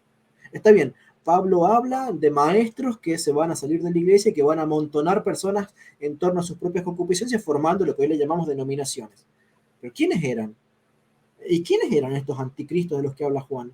Ahora entiendo, Judas dice, si haces una división de la iglesia no tenés el Espíritu Santo. Por esos versículos estaban ahí desde el primer día de mi conversión como protestante, pero nunca los había entendido porque no entendía que la Biblia enseña que puede haber una religión verdadera y válida y que todo el que se salga de esa religión se transforma en un enemigo de Cristo, en un falso profeta, potencialmente en un hereje, porque a lo mejor vos te podés salir por cuestiones personales, no por una herejía. Entonces es como que la Biblia tomó otra dimensión completamente diferente y empecé a entender cosas de la Biblia que yo digo, son así, 100% seguro, doy mi vida por esto, pero ¿cómo puede ser que haya estado 21 años de mi vida, porque habían pasado 21 años para ese entonces, 21 años de mi vida he leído literalmente cientos de veces este versículo y no me haya dado cuenta cuántas veces prediqué de este versículo y no me daba cuenta, qué sé yo, cuando dice, lo que has oído de mí delante de muchos testigos. Pará, no dice lo que leíste en la Biblia, dice lo que has oído de mí. ¿Sí? Segunda Tesalonicenses 2:15 dice literalmente, usando la palabra paradosis, dice que les alabo por haber obedecido a la paradosis, a la tradición que les he enseñado oralmente y por escrito. Yo digo, pero entonces es cierto, la iglesia primitiva creía en la necesidad de la obediencia a la tradición oral, pero esto es católico. La autoridad de Roma es católica, la transubstanciación es católica, la tradición apostólica es católica, la asociación apostólica es católica, el reclamo de ser la única iglesia válida es católico. Digo, todas las cosas que estoy leyendo en los padres de la iglesia son doctrina católica. Ahora descubro cuál es la verdadera iglesia. Ahora descubro realmente, sin maquillaje de ningún tipo, quiénes eran los cristianos originales. Se llamaban católicos, creían las doctrinas católicas, defendían las doctrinas católicas, daban su vida por la doctrina católica, hacían concilios para defender la vida católica y declaraban como ajeno a Cristo, altares profanos, a toda religión que se separara de la doctrina católica. Así Era es. tremendo, fue para mí un shock brutal, porque yo me di cuenta de que estaba fuera de la iglesia de Cristo, literalmente. Entendí por qué debía haber una única iglesia. Lo que pasa es que ahora sabía cuál era esa única iglesia verdadera de Cristo. Así es. Esto último que nos has contado, hermano Leonardo, sería el desenlace a todas esas preguntas que no te querían responder esos maestros, porque ellos sabían que si tú ibas a profundizar en los padres de la iglesia, no es que te ibas a confundir, sino es que ibas a abrir los ojos, ¿verdad? Y es como has dicho, ¿verdad? Como yo he leído este versículo cientos de veces y no lo entendí o no lo vi de esta manera. Eso yo lo veo un poco como los discípulos de Emaús, ¿verdad? Estaban los ojos velados, ¿verdad? Y por inspiración del Espíritu Santo, pues te hizo ver que andabas en el error y tuviste la humildad de aceptar que estabas equivocado. Porque no es fácil, como tú has dicho, de estar 21 años dentro del protestantismo y después de mucho estudio, porque eso conlleva mucho estudio y mucha oración, y el Espíritu Santo te hace ver que estás errado, te hace ver que la iglesia ha estado siempre ahí, siempre, siempre. Si un pentecostal hubiera querido seguir a Cristo en el siglo XII, tenía que ser católico. Si un pentecostal quisiera seguir a Cristo en el siglo VII, tenía que ser católico y creer lo que la iglesia enseñaba. Y si tú creías algo ajeno a la doctrina de la iglesia, no te llamaban protestante, te llamaban directamente hereje, ¿verdad? Que es la negación pertinaz, ¿verdad? De la revelación que nos trae la iglesia. La iglesia católica es la que ha desarrollado por 21 siglos la doctrina cristiana. Porque tú le preguntas a un evangélico, ¿y tú por qué dices que Dios es trino? Porque en la Biblia no viene la palabra Trinidad. ¿Quién te ha dicho a ti que Dios es trino? Muchos no te van a saber responder. Pero es que eso lo ha enseñado la Iglesia. Y la Iglesia ha defendido el dogma de la Santísima Trinidad a través de los siglos y en concilios. Ha sacado en claro y lo declaró dogma que Dios es trino. Y muchos protestantes lo dicen así de buena primera, sí es que Dios es trino. Pero vale, de acuerdo, Dios es trino, estoy de acuerdo contigo. Pero ¿quién determinó? O sea, también está usando un término teológico, la Trinidad. ¿Quién le dio ese nombre? La Trinidad. Como bien he dicho antes, el purgatorio. En los primeros siglos existía la doctrina, no el nombre, no el término teológico, que luego con el devenir de los siglos, pues la Iglesia tuvo que enriquecer o tuvo que inventar esos términos teológicos, ¿verdad? Para dar nombre a esa enseñanza, ¿verdad? En griego significa fuego, ¿verdad? Pasar por el fuego, purgatorio, ¿verdad? Pasamos esa limpieza, como dice San Pablo, como si pasáramos por fuego. Y es realmente impresionante lo que tuvo que pasar el hermano Leonardo, ¿verdad? Dar al traste con todo lo aprendido por 21 años, todos esos seminarios, todos esos estudios y darte cuenta que estabas dando vueltas circulares, ¿verdad? No ibas a ningún lado, estabas ahí, sí. Tenías fe en Cristo, eh, tenías buena voluntad sobre todo, si no ibas a buscar la verdad. No todo el mundo hace como Leonardo, ¿verdad? Él quiso buscar la verdad hasta las últimas consecuencias. Me traiga la dificultad que me traiga. Porque yo entiendo que en esas denominaciones hablarían muy mal de la iglesia y le meterían ideas erradas de la iglesia, ¿verdad? Te iban a sembrar, te iban a plantar ahí miles de prejuicios, ¿verdad? Como el oscurantismo, que si la Inquisición, que si las conquistas, todo historias para no dormir, ¿verdad? Todo ese tipo de historias en un mundo ahí aparte de los hermanos no católicos, ¿verdad? Que están fundadas sobre inventos y mentiras exageradas. Y es de aplaudir el trabajo del hermano Leonardo. Pues el hermano Leonardo comenzaste, ¿verdad? Como desde niño fuiste bautizado, tu familia, hemos pasado ya por esas denominaciones protestantes, eh, hemos visto también cómo has descubierto la verdad a través de los padres de la iglesia. Cuéntanos un poco cómo fue el recibimiento de la iglesia, porque seguramente al conocer la verdad, pues tú como buen cristiano, tú querías pertenecer a la iglesia. ¿Qué es lo que hiciste? ¿Buscaste un sacerdote? Eh, ¿Fuiste a donde él le contaste tus inquietudes? ¿Cómo fue toda esa renovación que tuviste que sufrir a través del encuentro con la verdad?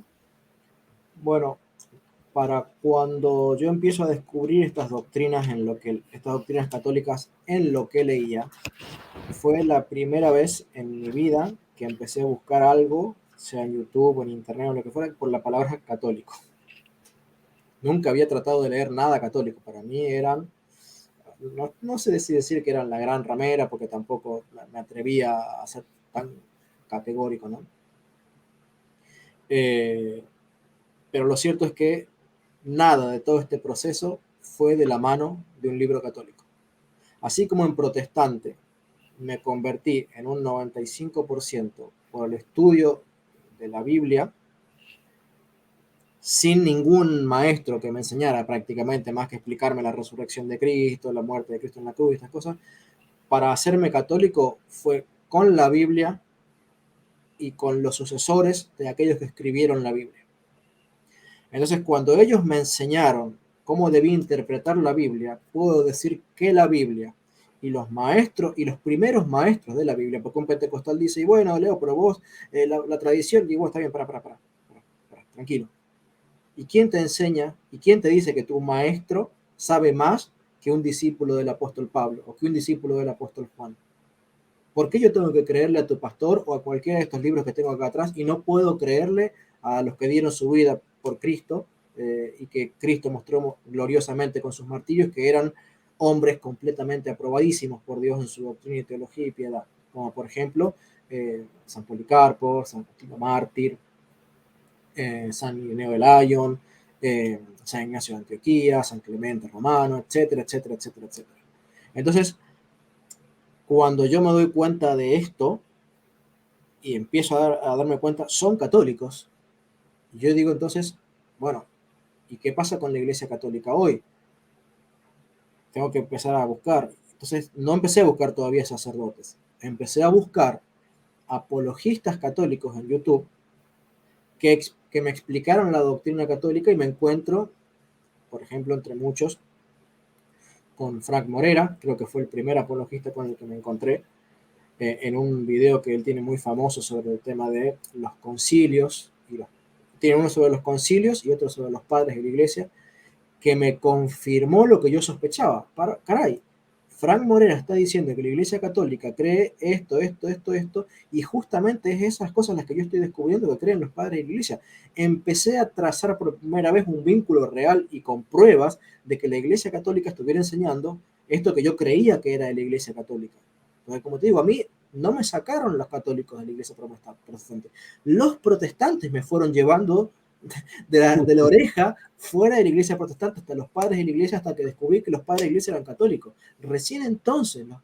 Ellos fueron los primeros católicos que me llevaron a la iglesia católica. Entonces empiezo a buscar estos apologistas, empiezo a comprender mucho mejor la Biblia, empiezo a tener mis dudas, especialmente con el tema de algunos dogmas marianos, que son realmente muy difíciles de digerir para un protestante, el tema de la supuesta idolatría, todas esas cosas, ¿no? Que dicho sea de paso, encontré allí en el siglo I y siglo II cristianos que hablaban de la veneración de las reliquias, de la veneración de los santos. Entendí por qué el libro de Apocalipsis, siglo I y compuesto desde el cielo, hablaba de las almas de los decapitados que estaban debajo del altar.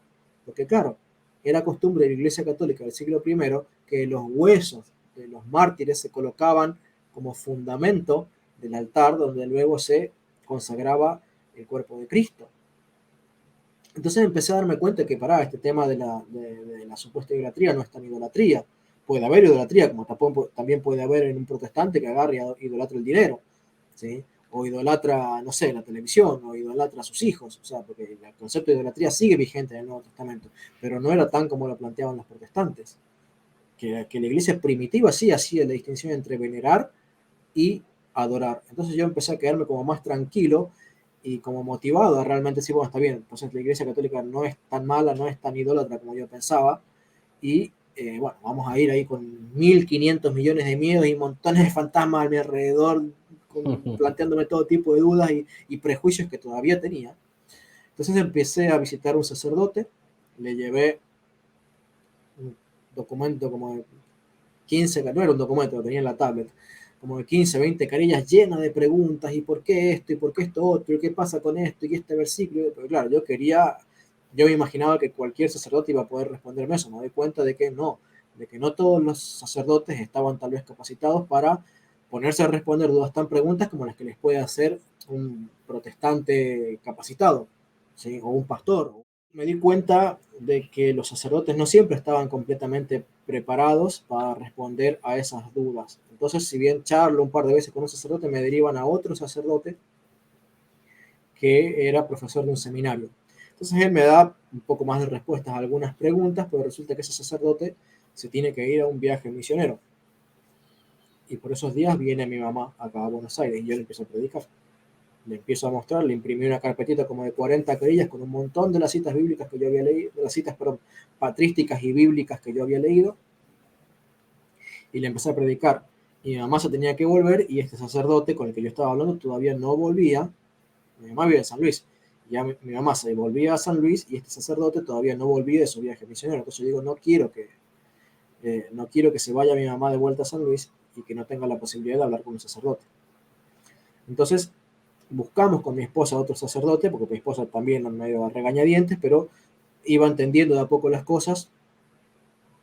Ella me ayuda a buscar y se pone en contacto con un obispo, y ese obispo nos deriva con un sacerdote. Entonces voy que van a hablar con ese sacerdote y mi mamá.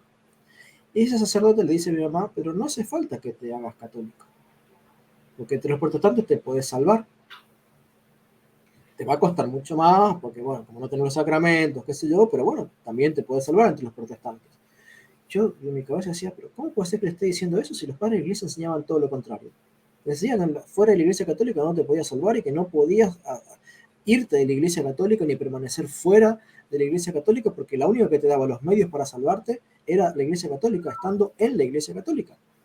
No era el dogma de la iglesia primitiva, no era como lo enseñan hoy, de que bueno, sí, vos podés estar lejos de la iglesia católica, pero ser enemigo de la Iglesia Católica, pero si te portás bien, igual te vas a salvar. No, o sea, salvo que vos fueras un Abraham, un Job, una cosa así, y que no tuvieras la más remota posibilidad de conocer de la Iglesia Católica. Jamás la Iglesia Católica te hubiera excusado, porque si vos conocías de la Iglesia Católica y del Evangelio y no creías en la Iglesia Católica, fueras niño, fueras adulto, fueras lo que fuera, estabas fuera de la Iglesia de Cristo. Te hacías culpable. Así explicaba en el versículo del Señor Jesucristo cuando él dice, el ciego y el guía de ciegos, ambos caen en el pozo. Entonces no había posibilidad de decir, no solamente los pastores protestantes están fuera de la iglesia y no tienen salvación. ¿Sí? No, eran los pastores y los que les creían. Así lo enseñaba San Ignacio. Dice, si alguno sigue a un cismático, no ha perdido la esperanza de salvación.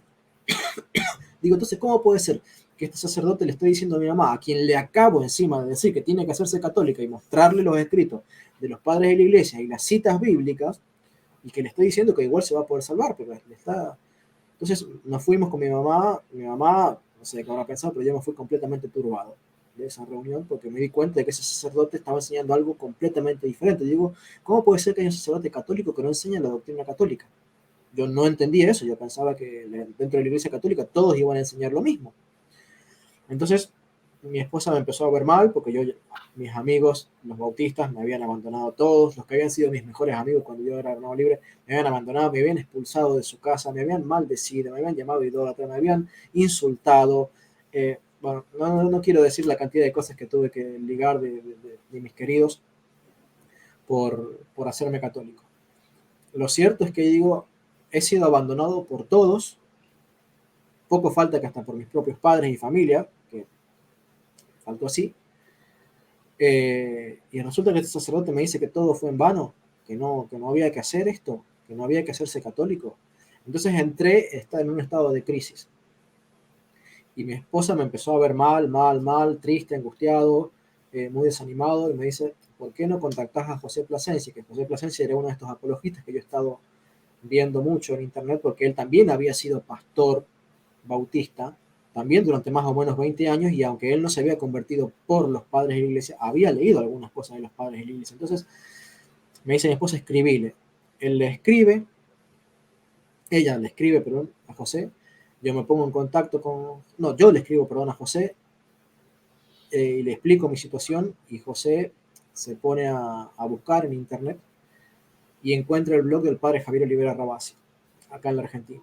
Entonces me dice, mira, ¿por qué no le escribís? Y él está en la Argentina, capaz que te puede guiar dónde congregarte. Bueno, la iglesia del padre Rabasi está a unos 30 kilómetros, 27 kilómetros de mi casa, así que fui, le escribí un mail, me encontré con él, como él es un apologista historiador, ¿sí? Tuvo mucho más que clara la situación para explicarme a mí qué es lo que estaba pasando en la Iglesia Católica primitiva y en la Iglesia Católica hoy con respecto al tema de los modernistas, que muchos católicos no saben que a lo mejor su sacerdote o su obispo es modernista. ¿Sí? No saben que dentro de la Iglesia hay no una división confirmada, sino una división teológica muy importante como la hubo en el siglo IV y siglo III con el tema del arrianismo y siglo V también. ¿Sí? Que dentro se hacían llamar católicos tanto unos como otros, pero unos tenían la doctrina apostólica y los otros la doctrina judaica de negar la eternidad de Jesucristo. Decían que Cristo era criatura. Bueno, hoy los modernistas enseñan un montón de otras cosas. Entre las muchas otras cosas que enseñan los modernistas es que la Iglesia Católica es una parte de la Iglesia Católica, perdón, que la Iglesia Católica es una parte de la Iglesia de Cristo, pero que los protestantes son también una parte de la Iglesia de Cristo, una parte menor, menos formada, incompleta, pero Iglesia de Cristo al final. Y digo, pero esa no es la doctrina apostólica. Ni la Biblia ni los padres de la iglesia enseñan eso. Entonces empecé a entender este tema del modernismo y por qué me había topado con sacerdotes que me decían sí, que aún siendo todos no sordos, porque hasta ahora te estaba hablando de todos sacerdotes no sordos, aún siendo todos no sordos, había sacerdotes que me decían sí, muy bien, has hecho bien en venir a la iglesia católica, la iglesia de Cristo, y había este otro que me decía, no, ¿para qué te venís si todos son de la iglesia de Cristo? La iglesia católica es la que mejor le entiende, pero todos son de la iglesia de Cristo. Entonces, bueno, el padre Javier me explicó mucho este tema de, bueno, sí, que en los últimos años ha entrado esto, que el modernismo ya viene siendo denunciado por San Pío X desde hace más de un siglo, del 1917 se compuso, o 1907 creo, se compuso la Pacendi Dominis Gregis, documento pontificio del Papa San Pío X, que condena todas las herejías de los modernistas, que eran las cosas que yo estaba viendo que enseñaban estos sacerdotes que dicen ser católicos y no son católicos de teología, aunque tengan la túnica de sacerdote. Así que bueno, yo empecé a asistir a la parroquia del Padre Javier, mi esposa también, mi esposa se bautizó, yo no, porque yo tenía el bautismo católico, mis hijos se bautizaron, recibimos un catecumenado de aproximadamente un año más o menos, tuvimos que revalidar nuestro matrimonio, participamos en la primera comunión y desde ahí en más hemos tratado de obedecer el mandato de la Iglesia siempre a la luz de lo que enseñaban los primeros cristianos, porque me he propuesto como meta personal de vida de que no quiero ser más engañado de ninguna forma, de ningún color. Y el canon, la regla que me dice la Biblia que tengo que tener para comparar cualquier cosa que se me enseñe es con la Biblia y con los padres de la Iglesia. No solamente con la Biblia, sino también con los padres de la Iglesia, porque Pablo dice en Gálatas 1:8, dice, si alguno les predica un evangelio diferente al que yo les he predicado a ustedes. Entonces ahí en ese versículo hay 3 evangelios implicados, o 3 predicaciones. Mi predicación, lo que yo predico o creo, lo que predica Pablo, y lo que habían recibido como predicación los Gálatas. Entonces ya ahí yo me di cuenta que tenía que, lo que yo creo, no solamente compararlo con la Biblia, porque entonces eso sería razonamiento circular. O sea, yo creo en el evangelio bíblico. ¿Y cómo sé que es el evangelio bíblico? Y porque está en la Biblia. ¿Y cómo sabes que está en la Biblia? Porque yo así lo creo. ¿Y cómo sabes que lo crees? Y porque está en la Biblia. ¿Y por qué está en la Biblia? Y porque yo así lo creo. O sea, no salí de ese razonamiento circular. Entonces tiene que haber algún tercero que rompa ese razonamiento circular, que es lo que dice Pablo. Si alguno les predica un evangelio diferente al que yo les prediqué, no dice eso. Si alguno les predica un evangelio diferente al que está en la Biblia, no, tampoco dice eso. Dice, si alguno les predica un evangelio diferente al que yo les prediqué a ustedes. Eso me obliga a ir a buscar el evangelio que habían recibido y escuchado los primeros cristianos, los padres apostólicos. Entonces decidí que toda encíclica papal, todo concilio, toda enseñanza sacerdotal, toda enseñanza de un obispo, todo lo que yo lea en algún libro católico, siempre lo voy a ir a comparar con la Biblia y con la tradición y con el magisterio a lo largo de los años de la Iglesia, para asegurarme de que pueda examinarlo todo y retener lo bueno. Y de eso se trata mi canal, de mostrar esa coherencia entre el magisterio tradicional de la Iglesia, los concilios de la Iglesia, los padres de la Iglesia y la Biblia. Y todo eso es lo que yo quiero meter en mi cabeza y defender y transmitirle a otros. Tuviste un anfitrión para traerte, ¿verdad?, de nuevo a la iglesia, el padre Javier, un sacerdote que realmente admiro, es un sacerdote súper preparado. Ya quisiera yo que fuera el sacerdote de mi parroquia, un sacerdote excelente, además un jovencísimo, sacerdote joven y sobre todo muy bien preparado. Yo creo que es un sacerdote muy completo, y el hermano Leonardo tuvo el lujo, lo vamos a decir así, de que este sacerdote pues le quitara todas esas dudas, ¿verdad?, que le iban rondando, y que finalmente pues fue otra herramienta de Dios para atraer al hermano Leonardo a su iglesia, ¿verdad? Yo creo que esa fue la guinda del pastel. Creo que no todos nos podemos, no, no tenemos ese tipo de caché, ¿verdad? De tener un sacerdote así, que te diga, no, mira, esto es así, así y de esta manera. Excelente, ¿verdad? Salúdame al padre de mi parte, si lo ves o os mandáis algún tipo de mensaje, que sepa que aquí en Málaga pues tiene a un hermano que lo admira porque es un sacerdote totalmente admirable. Pues, hermano Leonardo, quisiera agradecerte tu tiempo, tu valiosísimo tiempo, en haber estado aquí con todos nosotros en el canal de Panagia, el canal de María, muy agradecido, y yo creo que va a ser de gran edificación para todos los hermanos ver tu trayectoria dentro del mundo protestante, y creo que servirá también para que muchos de los hermanos que no estén muy en el tema de la patrística, yo creo que a más de uno le picará el gusanillo, ¿verdad? Y que visiten el canal del hermano Leonardo, El Depósito de la Fe, que hay temas muy buenos de patrística y que van a sacar de muchas dudas a los hermanos. Pues Leonardo, quisiera darte la oportunidad para despedirte de los hermanos que nos estén viendo, y por supuesto desearles que visiten tu canal, El Depósito de la Fe. Bueno, muchas gracias. Darte las gracias a ti por devolverme el favor. En mi canal está también un video del testimonio de José, que lo hemos grabado hace ya más o menos un año. También agradecer a todos los hermanos que estoy segurísimo van a interesarse por este tema, no solamente de la patrística, sino más que nada argumentos para defender la fe católica con pruebas concretas y reales de que la fe católica es la fe apostólica, y no que, como Así hablábamos con es. José al principio, que realmente saltamos de la Biblia al 1600 o al 1800 y decimos que, claro, en el 1800 funda la religión y es automáticamente, porque así lo creo yo, la religión original. ¿Y qué pasó en el medio? ¿Cómo comprobás que hay una sucesión ininterrumpida de pastores que hayan defendido y creído tu doctrina? Bueno, todo eso y mucho más lo enseñamos en innumerables videos donde estudiamos literalmente aquellas cartas que a mí me sacaron del protestantismo, y se las enseño y se las explico, no digo capítulo por capítulo, pero se aproxima, eh, para poder mostrarles cómo es que los primeros cristianos demuestran ser